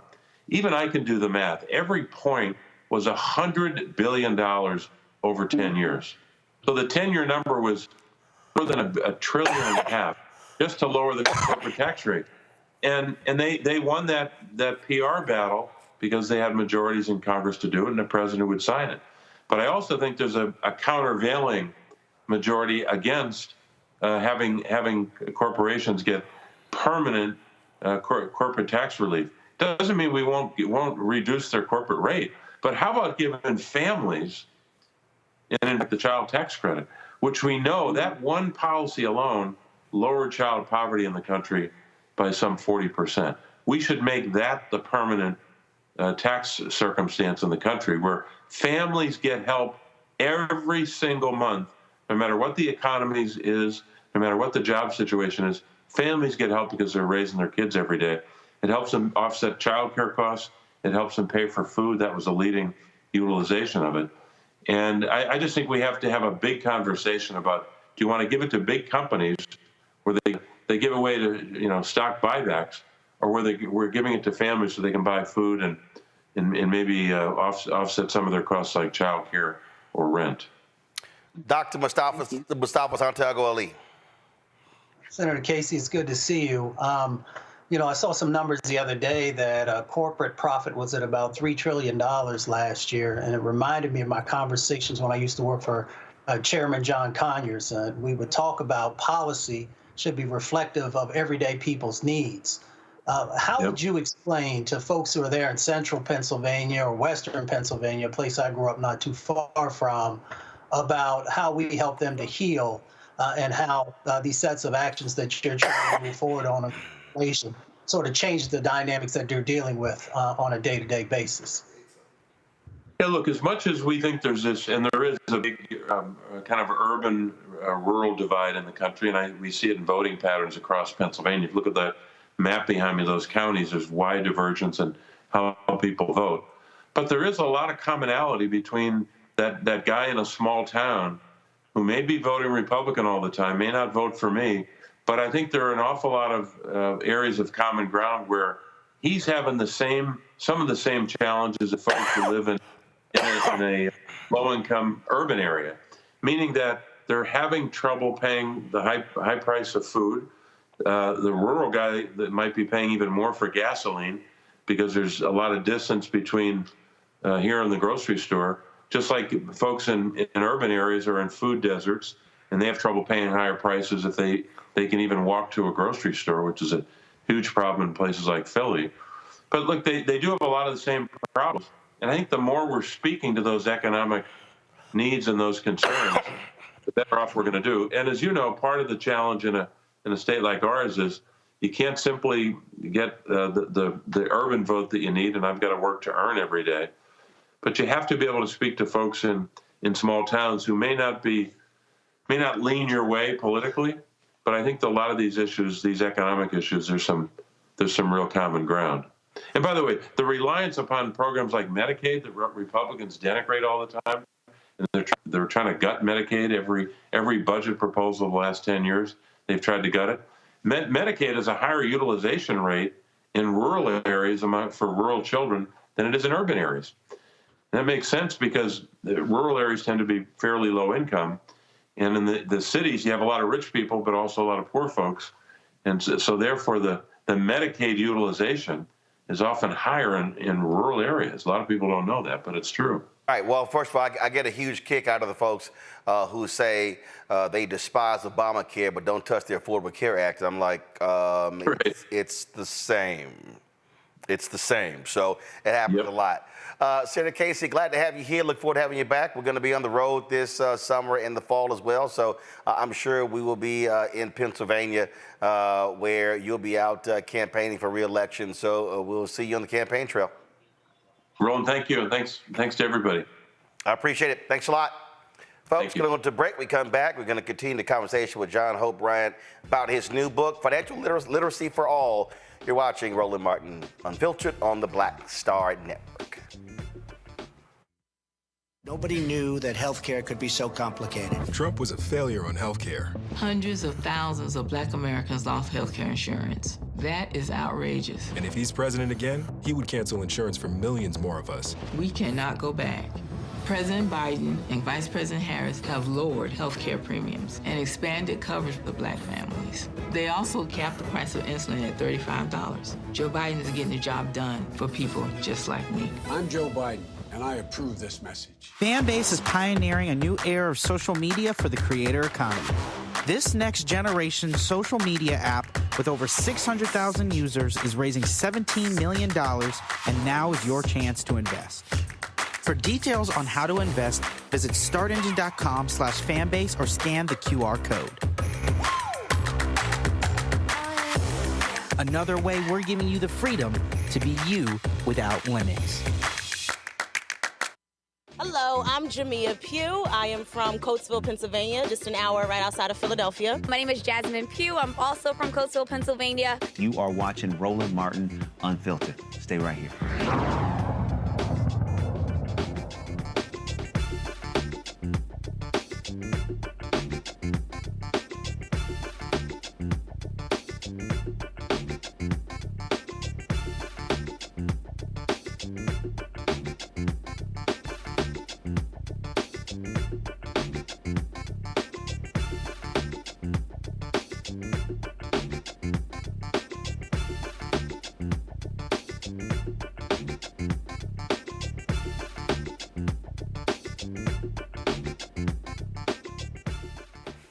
All right, before I went to the break, John said, you know what? I can help you become, get $1 million in 5 years. How? So this is the church of what's happening now and what have you done for me lately? This is not the Republican Party or the Democratic Party, this is the Get It Done Party. And we need folks to help people get it done. Let's get it done. Financial literacy should advance your life. You're making $38,000 a year. You've got 3 children. You're watching this program. You're like, how does this change my life? Mm-hmm. Okay, let's walk you through it. I want you to to go to financial coaching with Operation Hope. It's scholarship for you, so it's free. It costs you nothing. It's worth about $10,000 when you sign up.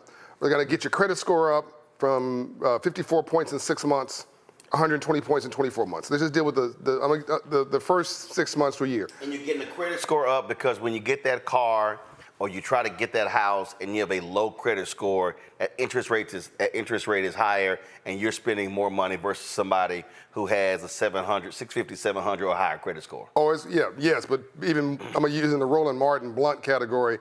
If you live in a 580 credit score neighborhood, which is a lot of our neighborhoods, and you go get that Mercedes from the buy here, pay here lot, they charge you 18% interest because your credit score is 580. It's not a Mercedes, it's Mercedes payments. And that car is going to implode. They're going to take it back and sell it to some other person who had a 580 credit score. So I want to get your credit score up 54 points into the 6s. Your interest rates is going to come down. All right. We're going to also reimagine your budget because you shouldn't be going to Starbucks 3 times a week, and you shouldn't be smoking cigarettes. The cigarettes. Also at $38,000 and 3 kids. I'm sorry. I'm going to go and say it. You should be buying a Mercedes. A lot of people, I'm going to say it. As you should, but a lot of people do it. When your assets are on it's a problem. But a lot of us, as you know, do it. So we're going to stop the bad habits. And by the way, if you have a 580 credit score, it's an error in your credit report. So the first thing we do is we challenge the credit bureaus. And the law states if they cannot confirm it's yours within 30 days, they must remove it. And on that point, that's where you want to shout out Congresswoman Maxine Waters, who was really aggressive in helping getting those laws changed. Yes. To the mandatory free credit report. Yes. A lot of those different things. She put officers in each one of the federal agencies also that deal with these issues, make sure there was an ombudsman in these offices that advocated for this. People don't know all the good stuff that she did and does. So credit score is one. We get your credit score up. And typically we can get you into the mid 600s. That's going to change your life. We're going to get your budget down, get your debt down $3,800. Now you're making $38,000 here. That's 10%. We're gonna get your savings up $2,000. That's not, the magic hasn't happened yet. Right. This is just through coaching and counseling. Then we're gonna say, have you ever heard of the Earned Income Tax Credit? Mm-hmm. And you're gonna say, what's that? And we're gonna say, well, congratulations. If you ever haven't heard of EITC, and about $20 billion a year goes back to the federal government every year because our folks don't have tax pros, tax planners, or tax expertise, so we don't even know what this stuff is. But in translation, you make $38,000, you have 3 children. You work. This is not a handout program. The government owes you a check for working. It's a bonus for working. It's like a bonus on Wall Street. This is one on Main Street. You make $38,000 a year, 3 children. Government owes you about $6,000, probably more like $6,500. You go, whoa, that's a tax refund? Yes, it's cash. We're gonna get a bank account for you. If you don't have one, we're gonna open one. We're gonna wire that money in your account. By the way, if you never heard this before, you've never filed. If you never filed, it's retroactive for 3 years. So now you make $38,000 a year. We've now just because of if you haven't filed in 3 years, at $6,500 a year, almost $20,000. Boom. All right. So now we're giving you $2,000 of savings because of our coaching and counseling. We've reduced your debt to $3,800. We got your credit score up to the mid 600s. Now you're paying less in interest rates. You're not getting paymentized. We just got you a check for almost $20,000. You can take that $20,000. You can put it. Yes, you can pay down your consumer debt. Yes, you can pay off your car loan. Yes, you can pay down your student loan debt. But I prefer you buy an appreciating asset. I would prefer you to put a mortgage on good debt. There's good debt and bad debt. Bad debt is when you finance something that depreciates, like jewelry. And good debt is when you finance something that appreciates, like a home. 43% of us own a home. Customized jewelry, but go ahead. Look, yeah, well, I was watching this show the other night, last night actually, with this NBA player. I'm not picking on poor people. NBA player said he was in a car.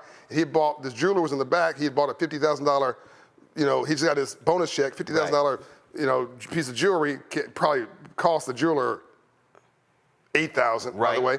And the guy behind him, the NBA player behind him, was competing with him. They compete more off the court than on.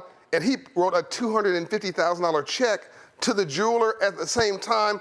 $300,000, that jeweler probably spent maybe $20,000 on that. The rest was pure profit. And you're going to sell it, and you can't sell it for a fraction of that. And it wasn't a black jeweler.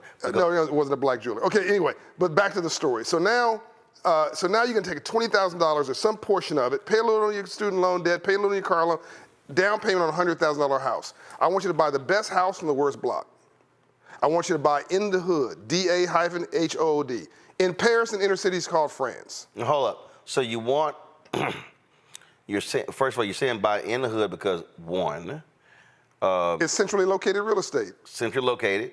Two, land is cheap. Yes. Okay. And they were stupid enough to put us there, but now they want it back. Right. Anacostia, 20 years ago, 30 years ago, 40 years ago, 50 years ago in the Industrial Revolution, pollution, where's the worst place you can sit? On a hill next to the water. Why? Because the pollution pollutes the air and pollutes the water. But now in a clean economy, where's the best land? Next to the ocean, on a hill. What did Anacostia do? Got completely revitalized. Now it's the headquarters for the National Guard and all that kind of stuff. FEMA's over there, and people are buying land. That's where Frederick Douglass, by the way, owned property. Inner city in the UK is called London. An inner city is centrally located to jobs, commerce, transportation. It is a center. Well, they moved out in the 60s and the 40s and the 50s to create their own environments. But now with traffic, nobody wants to. Yeah, white flight in the 70s, and then all of a sudden that was happening in the 80s, and then in the 90s it was kind of like, damn, we done went out so damn far. Now it's an hour and a half. East wave. Now it's 90 minutes. Now they're like, black folks not so bad. So now they drive. So what then happened was they went, whoa, all this cheap land, Harlem, all of a sudden comes in and start buying. So we call it gentrification. I remember when I moved to Chicago. It's a move of the middle class. Dude was complaining about that. Right. And I was like, bruh, I said, I'm just going to be honest with you. I said, do you rent or do you own?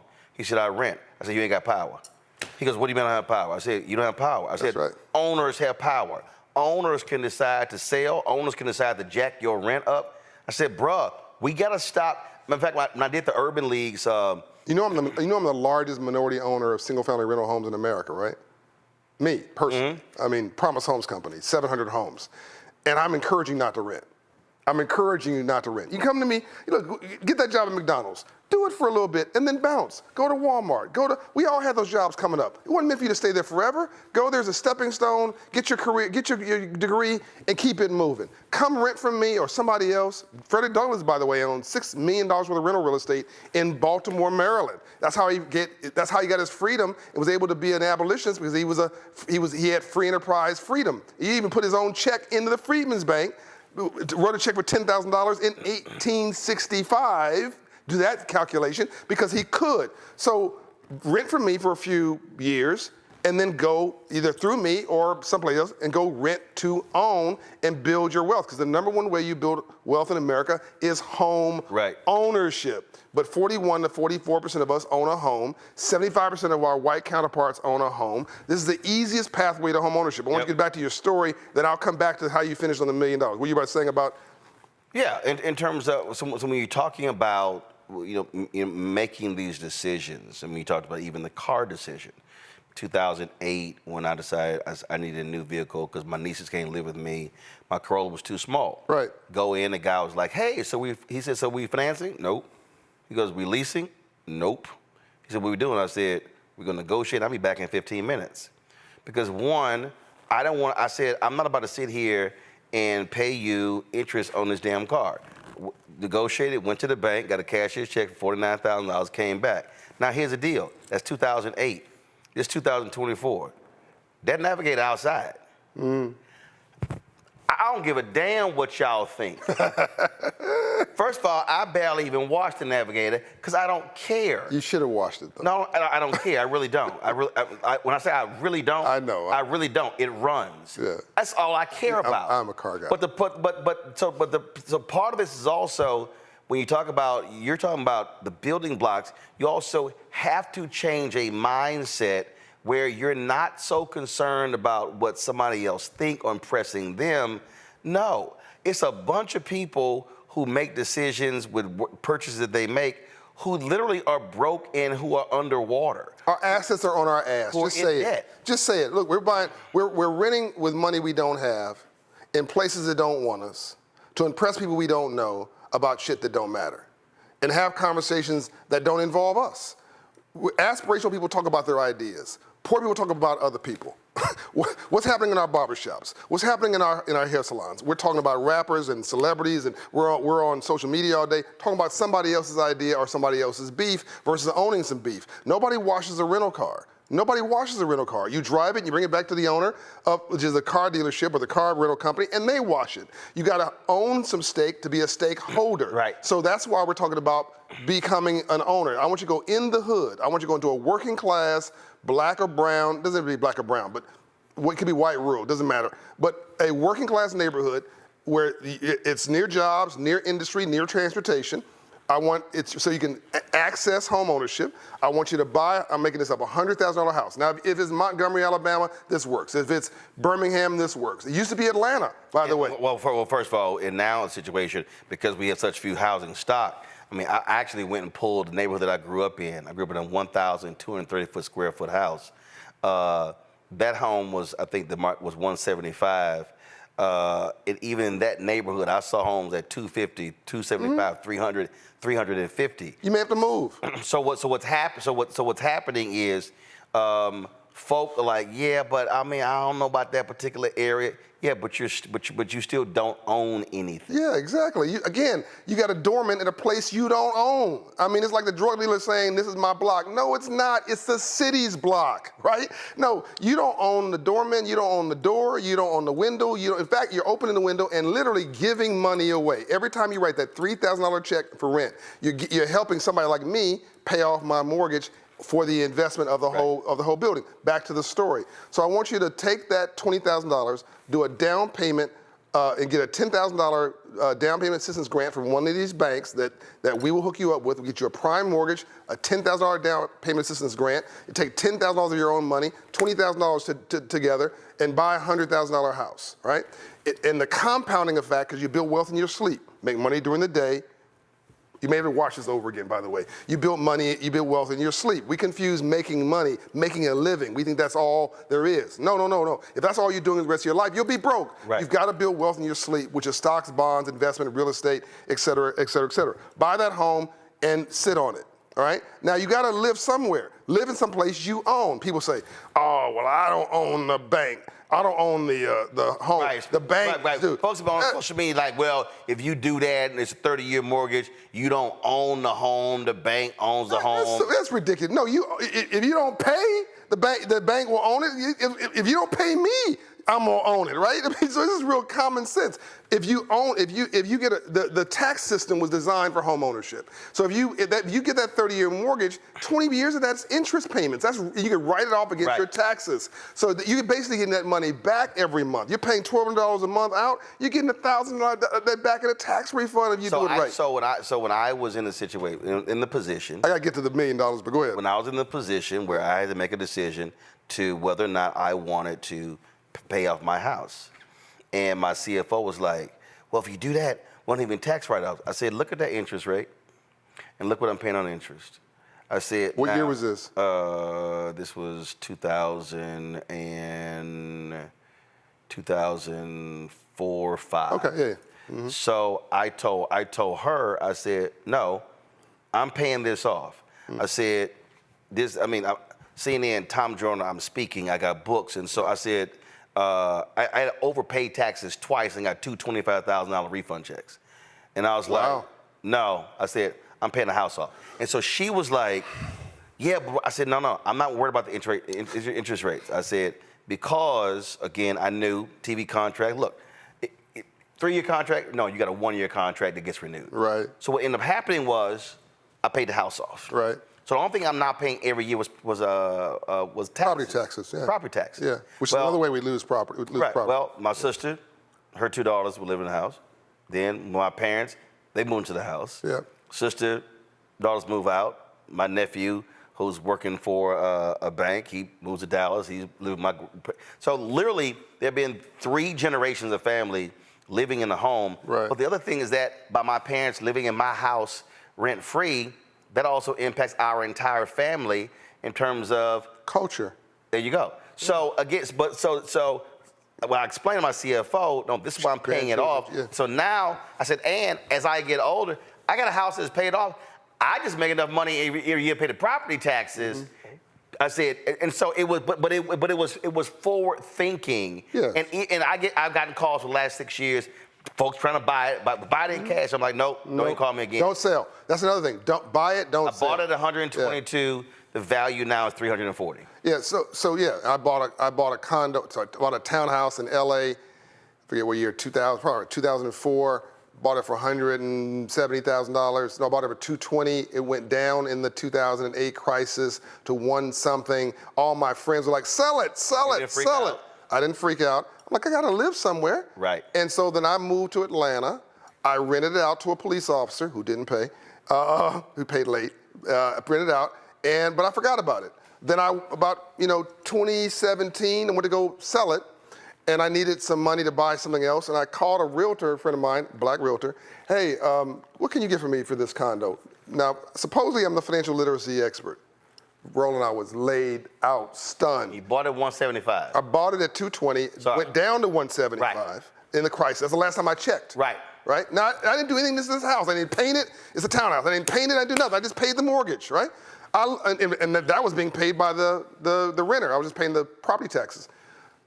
$750. Wow. I said, excuse me? He said, yeah, the market for that is $750. Sell it. So I sold that. Then when the year was a 1031 tax-free exchange, it was another property I was looking to buy, and we can't get into too much detail because you know a lot about what I'm about to tell you now. It was a property in Atlanta that I could buy for $750. I bought that. I took the $750 from California, tax-free, transferred it. This is why I think you think about taxes depending on whether you own or you don't. But I use the taxes to my benefit. Bought in Atlanta with no tax penalty. That property today is worth millions of dollars. So it really cost me, my down payment of that $220,000 condo was about $30,000. That's really that and property taxes every year, which was $1,000 or something, is all that cost me, and that ultimately creating a multi-million-dollar property by financial literacy strategy. Going back to this exam, and I bought a place in Turks and Caicos that's doubled in value. I didn't do anything. I just bought and hold. So buy this $100,000 house, $20,000 down. Do not sell. Within 2 years, I want you to go and get a home equity line of credit on that home and take some equity out of that home and buy a second home. Now I want you to buy something that's raggedy now. You could buy in Atlanta. When I moved to Atlanta, you could buy a home for $15,000, a raggedy home with a tree in the roof. That's exactly the one you want. Buy a home, get some local contractors, black folks, brown folks, buy it, rehab it, and rent it.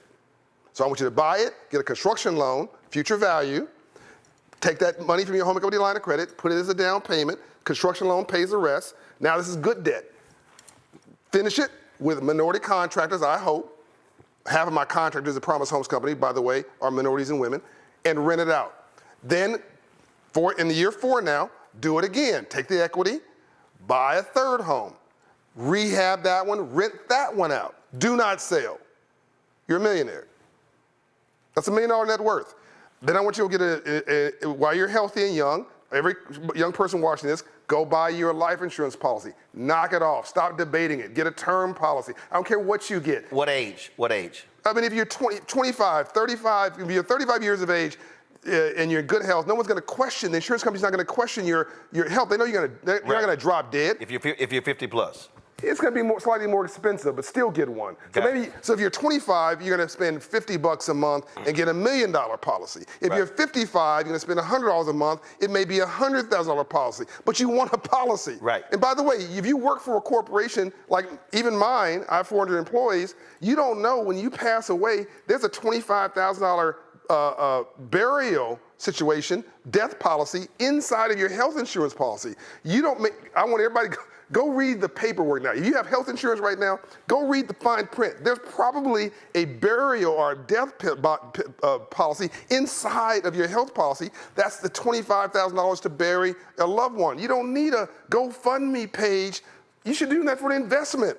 You should do that for some big idea, not to bury the past. We should be creating generational wealth through life insurance policies. $1 million policy for somebody who's 25, 35 years old watching this is generational wealth. You can get it for $50 or less a month. But you do this whole thing I mentioned, a will, simple will, a life insurance policy, earning a tax credit.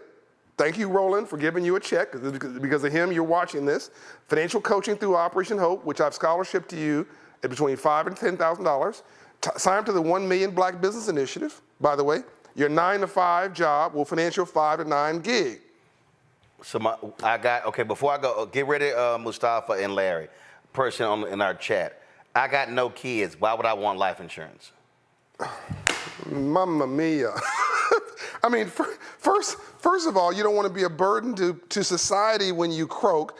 Number two, it is a vehicle for savings. Get a whole life insurance policy versus a term life insurance policy. It's a savings vehicle. This is the wrong mindset. Like whether you believe you can or whether you believe you can't, you're right. Is the glass half empty or the glass half full? It depends who's looking at the glass. Get your mindset right. Stop hating on capitalism and saying you can't do this and do that, and do something. Stop waiting for the perfect to be the death of the good. The perfect is the death of the good. Just do something. Like, if you're broke right now, it's like people say, well, try God. Well, why should I do that? Because God cannot possibly mismanage your life. Worse than you are. Give him a shot. Look, black people are one of the few people on the planet who've not used free enterprise and capitalism to set them free.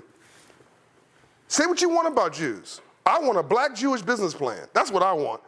7.5 million of them, they represent most wealth in this country. And they were discriminated against, towed up, jacked up for going back, centuries.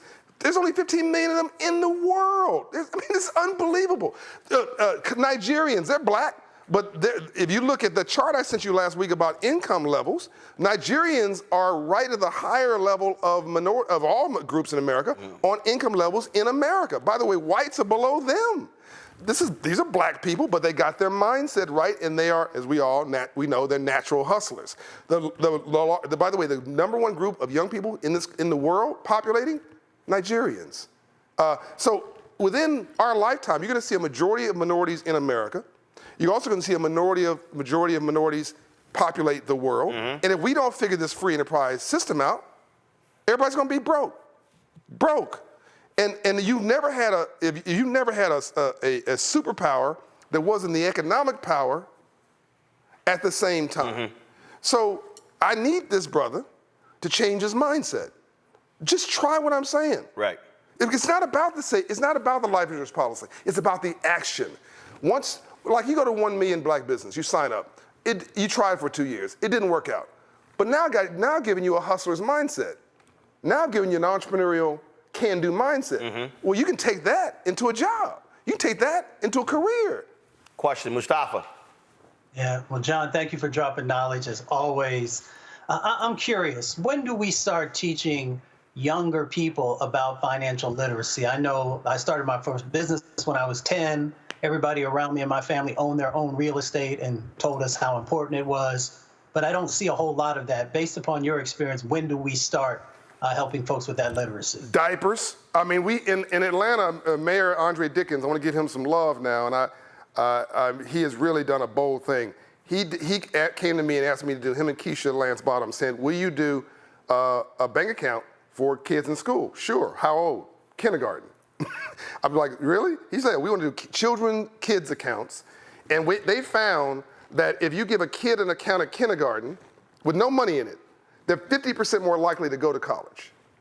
You put $25 in that account, which is what the city funded, they're 75% more likely to graduate from college. The whole mindset changes because the kids now connecting education with aspiration at a young age. So we now have every kid in the Atlanta public school, thanks to the city of Atlanta, funding $2 million to Operation Hope to start it out, to get every kindergarten kid now has a Hope Child account and sits at Citigroup, so it's an FDIC insured bank, it's managed by us. We're not gonna wrap financial literacy around that, to your point. So now we're raising up a whole new, I said, rolling a note, I said, I want you to change the street out front to Black Capitalists Matter. And I'm only partially joking. Like, we need a complete mindset shift. And to your point, when I was in ninth grade, when I was 9 years old, I'd seen 2 murders before I was 9 years old over money. And I went to school and this white banker came and taught financial literacy. And everybody wasn't interested, and they were looking at the ceiling and throwing paper clips. I'm paying attention to this dude, because all I saw was death with drug dealers, everybody dying in front of me.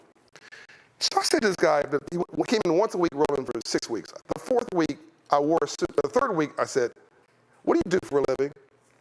And how'd you get rich legally? I was dead serious. He said, I'm a banker and I finance entrepreneurs. I said, sir, I don't know what an entrepreneur is. I never heard that word my entire life. But if you're financing it and it's legal, I'm gonna be one. The next week, I came in with a suit on, the only suit I had. My mother made it, crushed velvet, purple, 3-piece suit.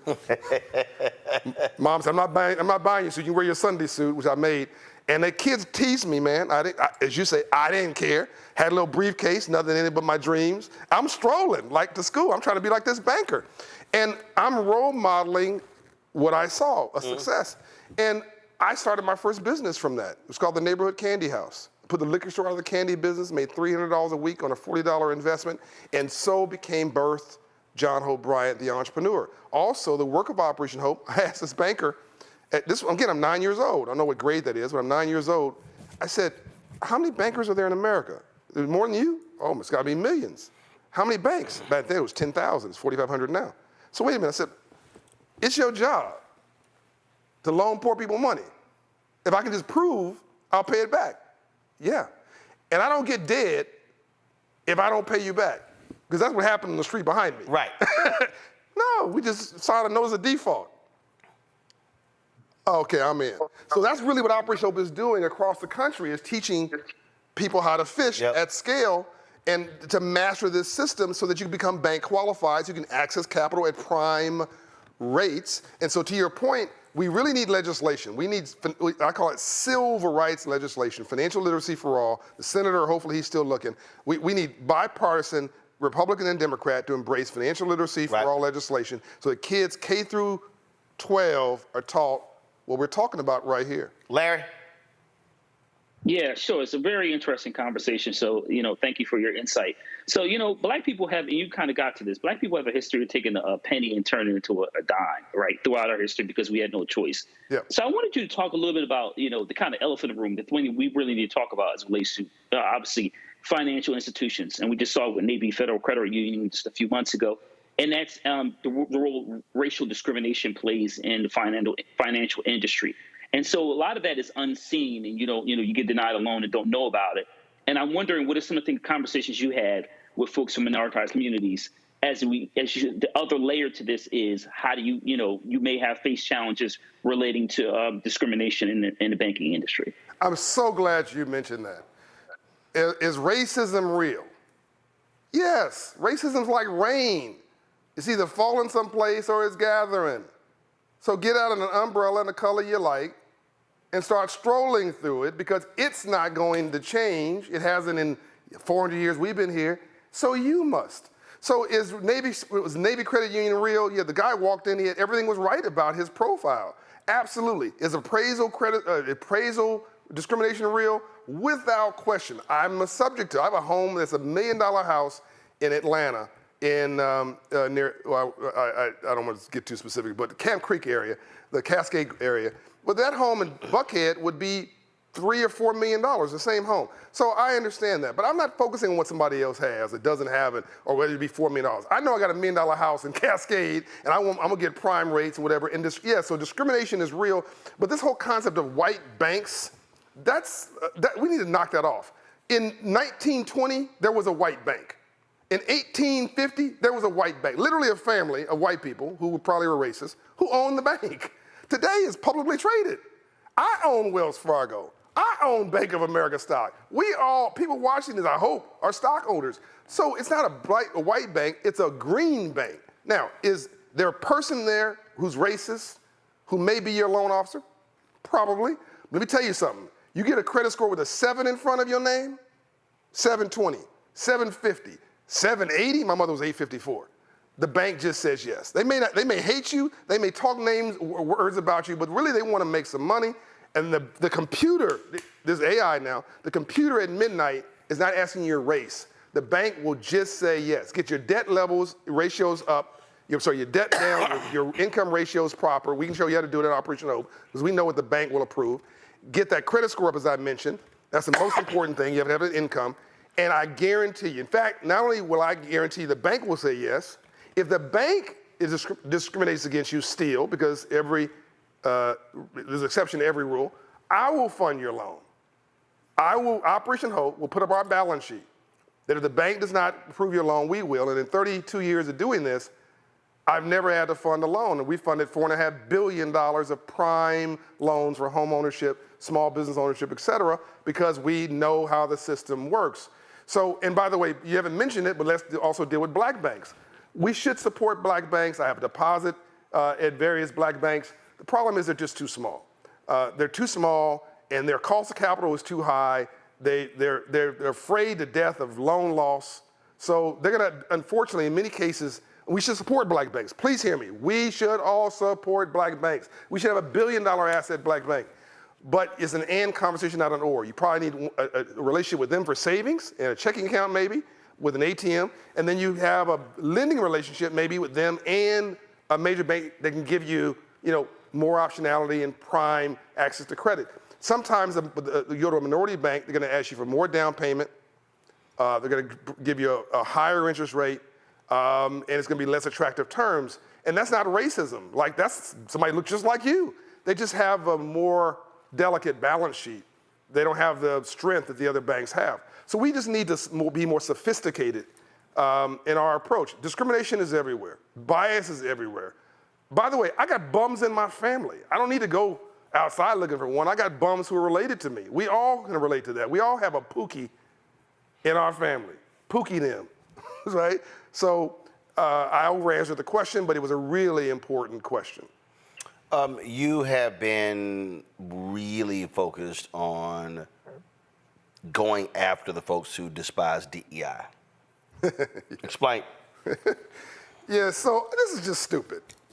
This is ridiculous. The folks who are canceling DEI are literally shooting America's business plan in the foot. And I wrote something called the Business Plan for America. I had a chance to debate Bill Ackman, the billionaire who led the DE&I effort, anti-DE&I effort around the country. I debated him at the Milken Conference privately in a private session last Monday, I think it was, the same day the Business Plan for America was released on LinkedIn. And I can't tell you what happened in the session. It was a private session, but there's been some articles written about it. And all I'll tell you is that the articles are not inaccurate. And I will also tell you that no one disagreed with my business plan. My business plan is just math. To quote Melody Hobson, I like math because it doesn't have an opinion. God has a sense of humor. Ambassador Young said, and he was on that balcony with Dr. King when he was assassinated, to live in a system of free enterprise and not to understand the rules of free enterprise must be the very definition of slavery. That's sort of where we were to where we have been. Here's the irony, Roland. 1950, America was white. 90% white. These are just the facts. Shocking numbers. 1950, America was 90% white. That meant that what Dr. King, Andrew Young, Dorothy Height did was a miracle, right? It was just the right thing to do. Today, America is 40% black and brown. Within 10 years, it'll be a majority of minorities. You have the largest, the first time in history that you're gonna have a population over 65 in our lifetime. Those are white, wealthy baby boomers trying to retire. Social Security is not gonna pay for their retirement. It will only pay 70% of it within 10 years. Now you have this group coming into free enterprise in the largest economy in the world, $23, $24 trillion, who are not prepared for the free enterprise system. And what are these DEI, anti-DEI people doing? Cancel, cancel, cancel jobs, career paths, internships, corporate gigs, school, so they can't create future capitalists. So I asked them, what do you want to do? Speak Mandarin? Like, and by the way, because if we don't solve this, we will be speaking Mandarin in 10, 20 years. China will run the world. They want our place. We got to prepare this group to lead the economy. Here's the good news. The diversity, the numbers are on our side. Biggest economy in the South, the traditional South. People just love messing with me. Oh, the South is Texas. The traditional South. Atlanta, Georgia. $450 billion a year. Roland is bigger than all 6 states around it. The city of Atlanta GDP. Take 3 states, Mississippi, Alabama, put it inside of Atlanta together, it's still bigger. The biggest airport in the world, the biggest economy in the South, the 10th largest economy in the US, and it's all of us. The color's green and it's diverse. New York and California, biggest economies in the US, most diverse. DC, incredibly diverse. We have the biggest black population is right outside of DC as far as net worth. So all cities, Houston, Charlotte. There you go. I mean, you start going. The wealthiest companies are the most diverse. So what I say to these folks is, diversity actually is a business strength. The broke places are folks who actually have said, no, we don't want none of that progress. We want a white water fountain and a black water fountain. You go to some of these cities in the South, it looks like 1960. Nothing has changed and their economies have gone backwards. So the reason I like this argument is it's not an argument. You're hitting your face on my fist. The math is indisputable, and if we don't solve this, 4 countries want to take us out. China, Russia, North Korea, and Iran, which just became more volatile over the weekend because their president died in an accident. They want to take us out. Helicopter crash, yep. But they can't do it on a fair fight, Roland. We are screwed up. America's got all kinds of problems, right? Democracy and capitalism are horrible systems except for every other system. America's a jacked up country except for every other country. I keep telling people, I hate America. Here's a plane ticket, right? They're not going nowhere. We have an incredible system that we need to make better. And the least of these God's children, us, just might be the salvation for the future of America as a superpower of the world, for the future and the largest economy in the world. We just may save it by becoming financially literate, by becoming stakeholders and owners, by voting, and by being like almost moral capitalists. I know this is crazy talk, but I think it's actually a radical movement of common sense. And you know, I always get a kick out when people say certain things, you know, I'll run their mouths. It was so funny. Somebody had tweeted, Roland's spending so much time talking about his house instead of letting Franklin drop jewels on financing. This is the problem I have with this guy, ego. And I had to respond back. I said, first of all, you clearly ain't paying attention because his name ain't John Hope. Oh, they thought it was John, like Franklin. John Hope Franklin passed away several years ago. He was a historian. It's John Hope Bryant. But also, when I'll take the association. But also, when silly folk like that make those comments, what they don't quite understand is that you also have to make it plain. Yeah. And so when relatable. And so when you talk about, again, those conversations, how you make car purchases, how you make home purchases, how you don't get caught up in brands. I got probably 6, 7 Air Jordans at home.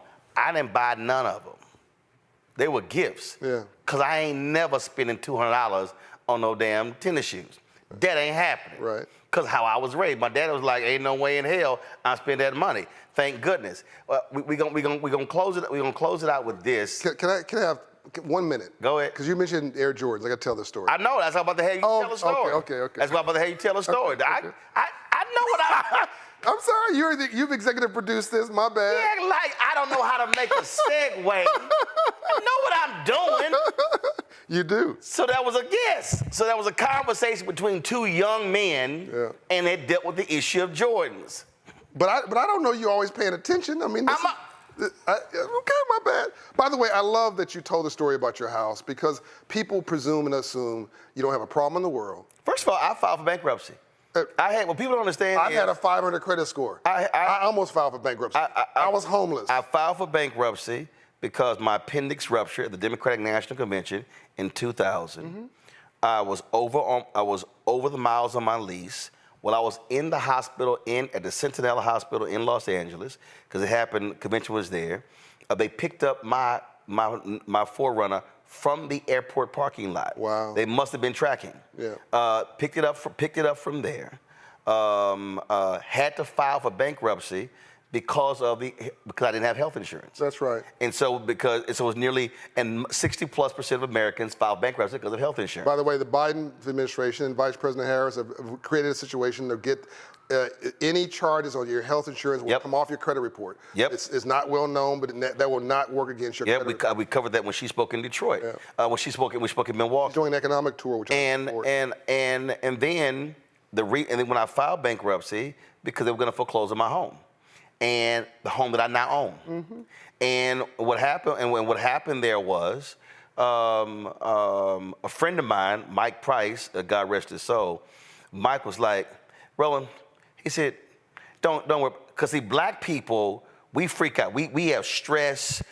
Oh my God, and we will let people call us, email us to death, and we would drive our blood pressure up. He said, Roland, the moment you file for bankruptcy, they can't call you, they can't email you. He said, if you don't have the reason. It was not Chapter 7, it was Chapter 11. I mean, it was a reorganization. Right. So what he laid out was, he said, then what happens is, if your income is this and you can't pay all of that back, he said it's going to get nearly all wiped out. And that actually what happened until I got the job with the Chicago Defender. We're not supporting bankruptcy filings. He's just telling you the path. Well, but here's what I'm not supporting it. But here's what I do know: white folks have used bankruptcy as a financial measure planning, including the former president. I was sick because I was sitting in one of the waiting for them to get called, and this dude sitting next to me, white guy, it was his fourth bankruptcy, and he's explaining to me what he did. He's explaining to me all the stuff that they bought, the jet skis and all that sort of stuff like that, and I'm looking at because I was looking at him and looking at all the stressed out black people. But so the thing there was, and so again, it was all going to get almost wiped out. Then I got the job with the Chicago Defender. It was paying me $110,000. Like, oh yeah, you got to pay everything back. I said it was fine. But the point is, people have to recognize we're not sitting here having this conversation as like some people. I guarantee you're thinking, Roland, John, they got money. No. I had a secured credit card with a $200 limit backed up by $200 in cash. I mean, I grew up in the hood. I was so poor I couldn't afford the OR. After the bankruptcy, I refused to deal with all that credit card drama. Took two CDs, gave them 20 grand. Certificates of deposits. That's the backup for my credit card. Yeah. I pay it off every single month. Yeah. So coming out of a bankruptcy, where the house almost got foreclosed on, where had almost $100,000 in medical bills, paid the house off, today have no debt, launched this with $350,000 of my own money. Right. This has no debt, so I'm able to make decisions that where I'm freed from the shackles of debt. And so for the fool who was watching saying, me talking about my house, I did that because there's somebody who's watching and listening who has been in the same position. That's right. We'll be inspired. Who maybe had no idea and understand, filed a bankruptcy in 2004, got out of the bankruptcy in 2008, paid the house off in 2009. Yeah, but hurt people, Roland. Look, if I like what you're doing much better than what other people are not doing.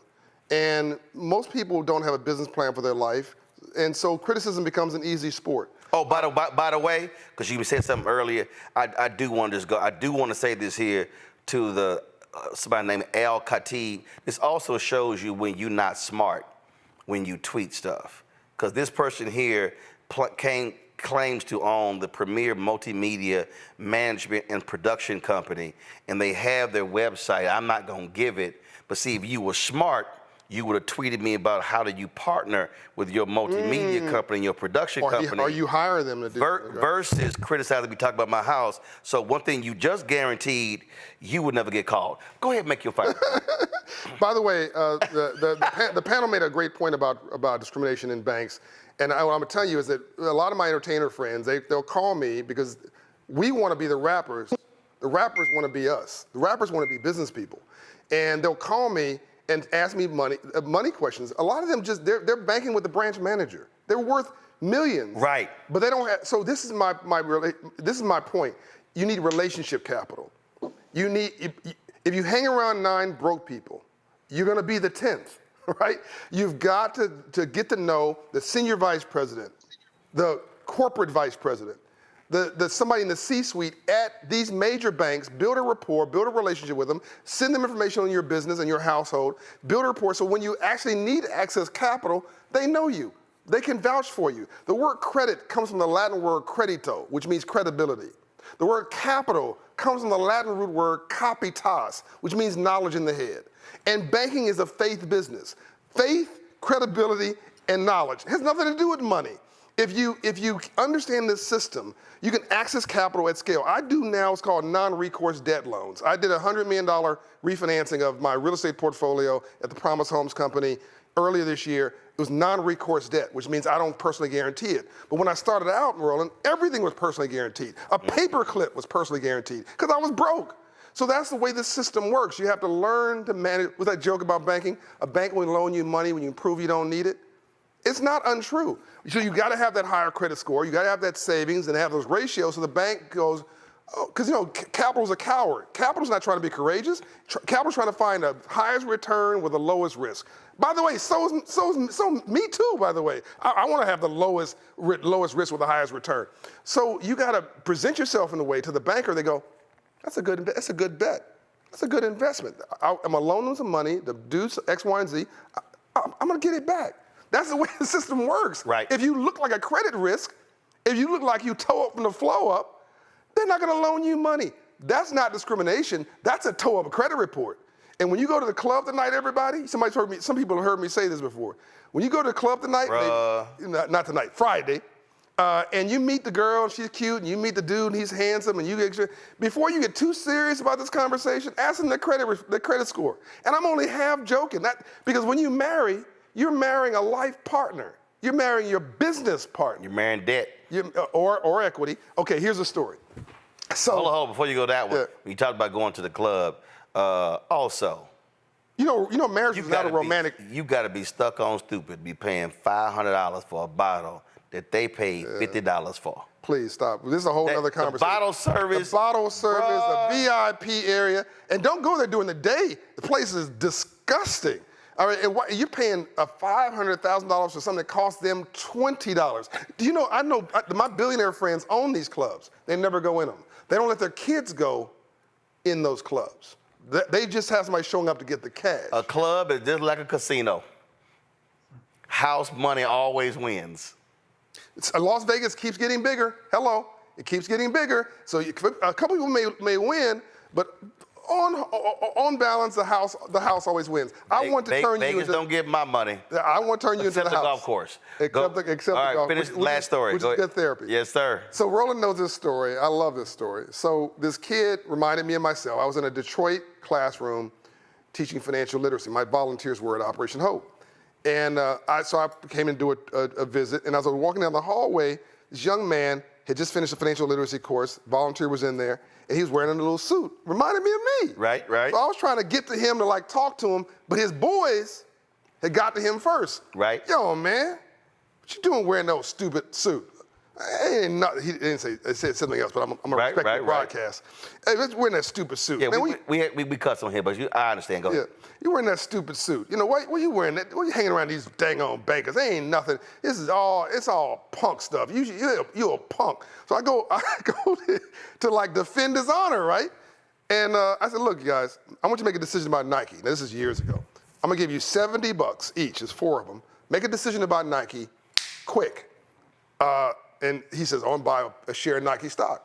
Man, they jumped. Man, and that's the second dumb thing you did. Well, you can buy some stupid ass stock. Excuse me, here I go. I got you. You need to buy you some Air Jordans. Back when they still needed another $30 back then, it was $100. Everybody got Air Jordans, fuchsia Air Jordans, black Air Jordans, brown Air Jordans, leather Air Jordans. Everybody in school has got Air Jordans. You dumb, man. You need you some Air Jordans. I go to defend young Derek's honor, and he says, no. It's cool. I want them to buy those shoes. Because when they do, they're making me money. Bingo, light on. I'm like, okay, this kid gets it. There's a difference between being broke and being poor. And for the folks who don't know, Anthony, go to my iPad. He was saying that Anthony, go to my iPad. This, y'all, is what Nike stock is at the close of business today. $92.82. So today, the reason Michael Jordan is a billionaire, and Michael Jordan, his mama forced that, Michael gets 5%. Michael gets 5% of Air Jordan sales. Oh, yes. 5. Yes. Nike gets 95. Equity. But Michael Jordan is a billionaire. Because of that, not because of playing ball. Not because of his NBA contracts. Right. Not because any of that. Right. Because just 5% of the money the Jordan brand makes. So what the young man was, to tie this together, we got to make smart sexy again. What the young man was saying was, y'all can talk all you want. It's what you said earlier. Not 1 ounce of my self-esteem depends on your acceptance of me. Y'all can say whatever you want. I want you to go buy those shoes. Be ignorant. I'm gonna own the stock, and when you buy those shoes, you're gonna have my stock go up. And at that point, I realized he got the memo. I told her, I've said for years to our people, go to a store and say, can you please hand me one of those empty boxes of Nike? I said, and buy your kids some stock, put that stock certificate in that box under the tree, and wrap that sucker. Buy a stock certificate for a birthday or Christmas, and put it on the wall. Frame it, and put it on the kid's wall. What I'm saying is, put the stock certificate in that box, and have them unwrap it, and say, I want you to understand, that pair of shoes in that box is gonna go down. Will be worn out in a year. That is gonna make you a whole lot of, and a sister who I worked at TV. By the way, that was probably a stock split. That stock value for Nike. Absolutely. Yeah, so that's multiples. Absolutely. So it would, but again though, when you don't know, you don't know. And so that's why you have the book. Folks, the book is called Financial Literacy for All. Mustafa, Larry, did y'all have any additional questions? No, you answered my question. Thank you. Cool. Financial Literacy for All, Disrupting Struggle, Advancing Financial Freedom, and Building a New American Middle Class by John Hope Bryant. Always good to have you, my brother. This is the civil rights issue of our generation, man. We got to move on the traditional civil rights movement, thank them for that, support all the organizations who did that, and then advance that with new software for the civil rights movement, from the streets to the suites. And this is the way we get our liberation. It's okay if you don't like me, I like me, and I'm an owner, and so your opinion really don't matter. And that's where we got to pivot, and that's where I think we're going. So I'm going to close out with this here. This painting here, y'all, is of my man, Harry Belafonte. And Harry Belafonte, he put in his book, and he said to me personally, that he saw what happened to his mentor, Paul Robeson. When America got sick and tired of Paul Robeson kicking ass on racism, America, they would not hire Paul Robeson in America. But Paul Robeson was making lots of money internationally. How did they break Paul Robeson?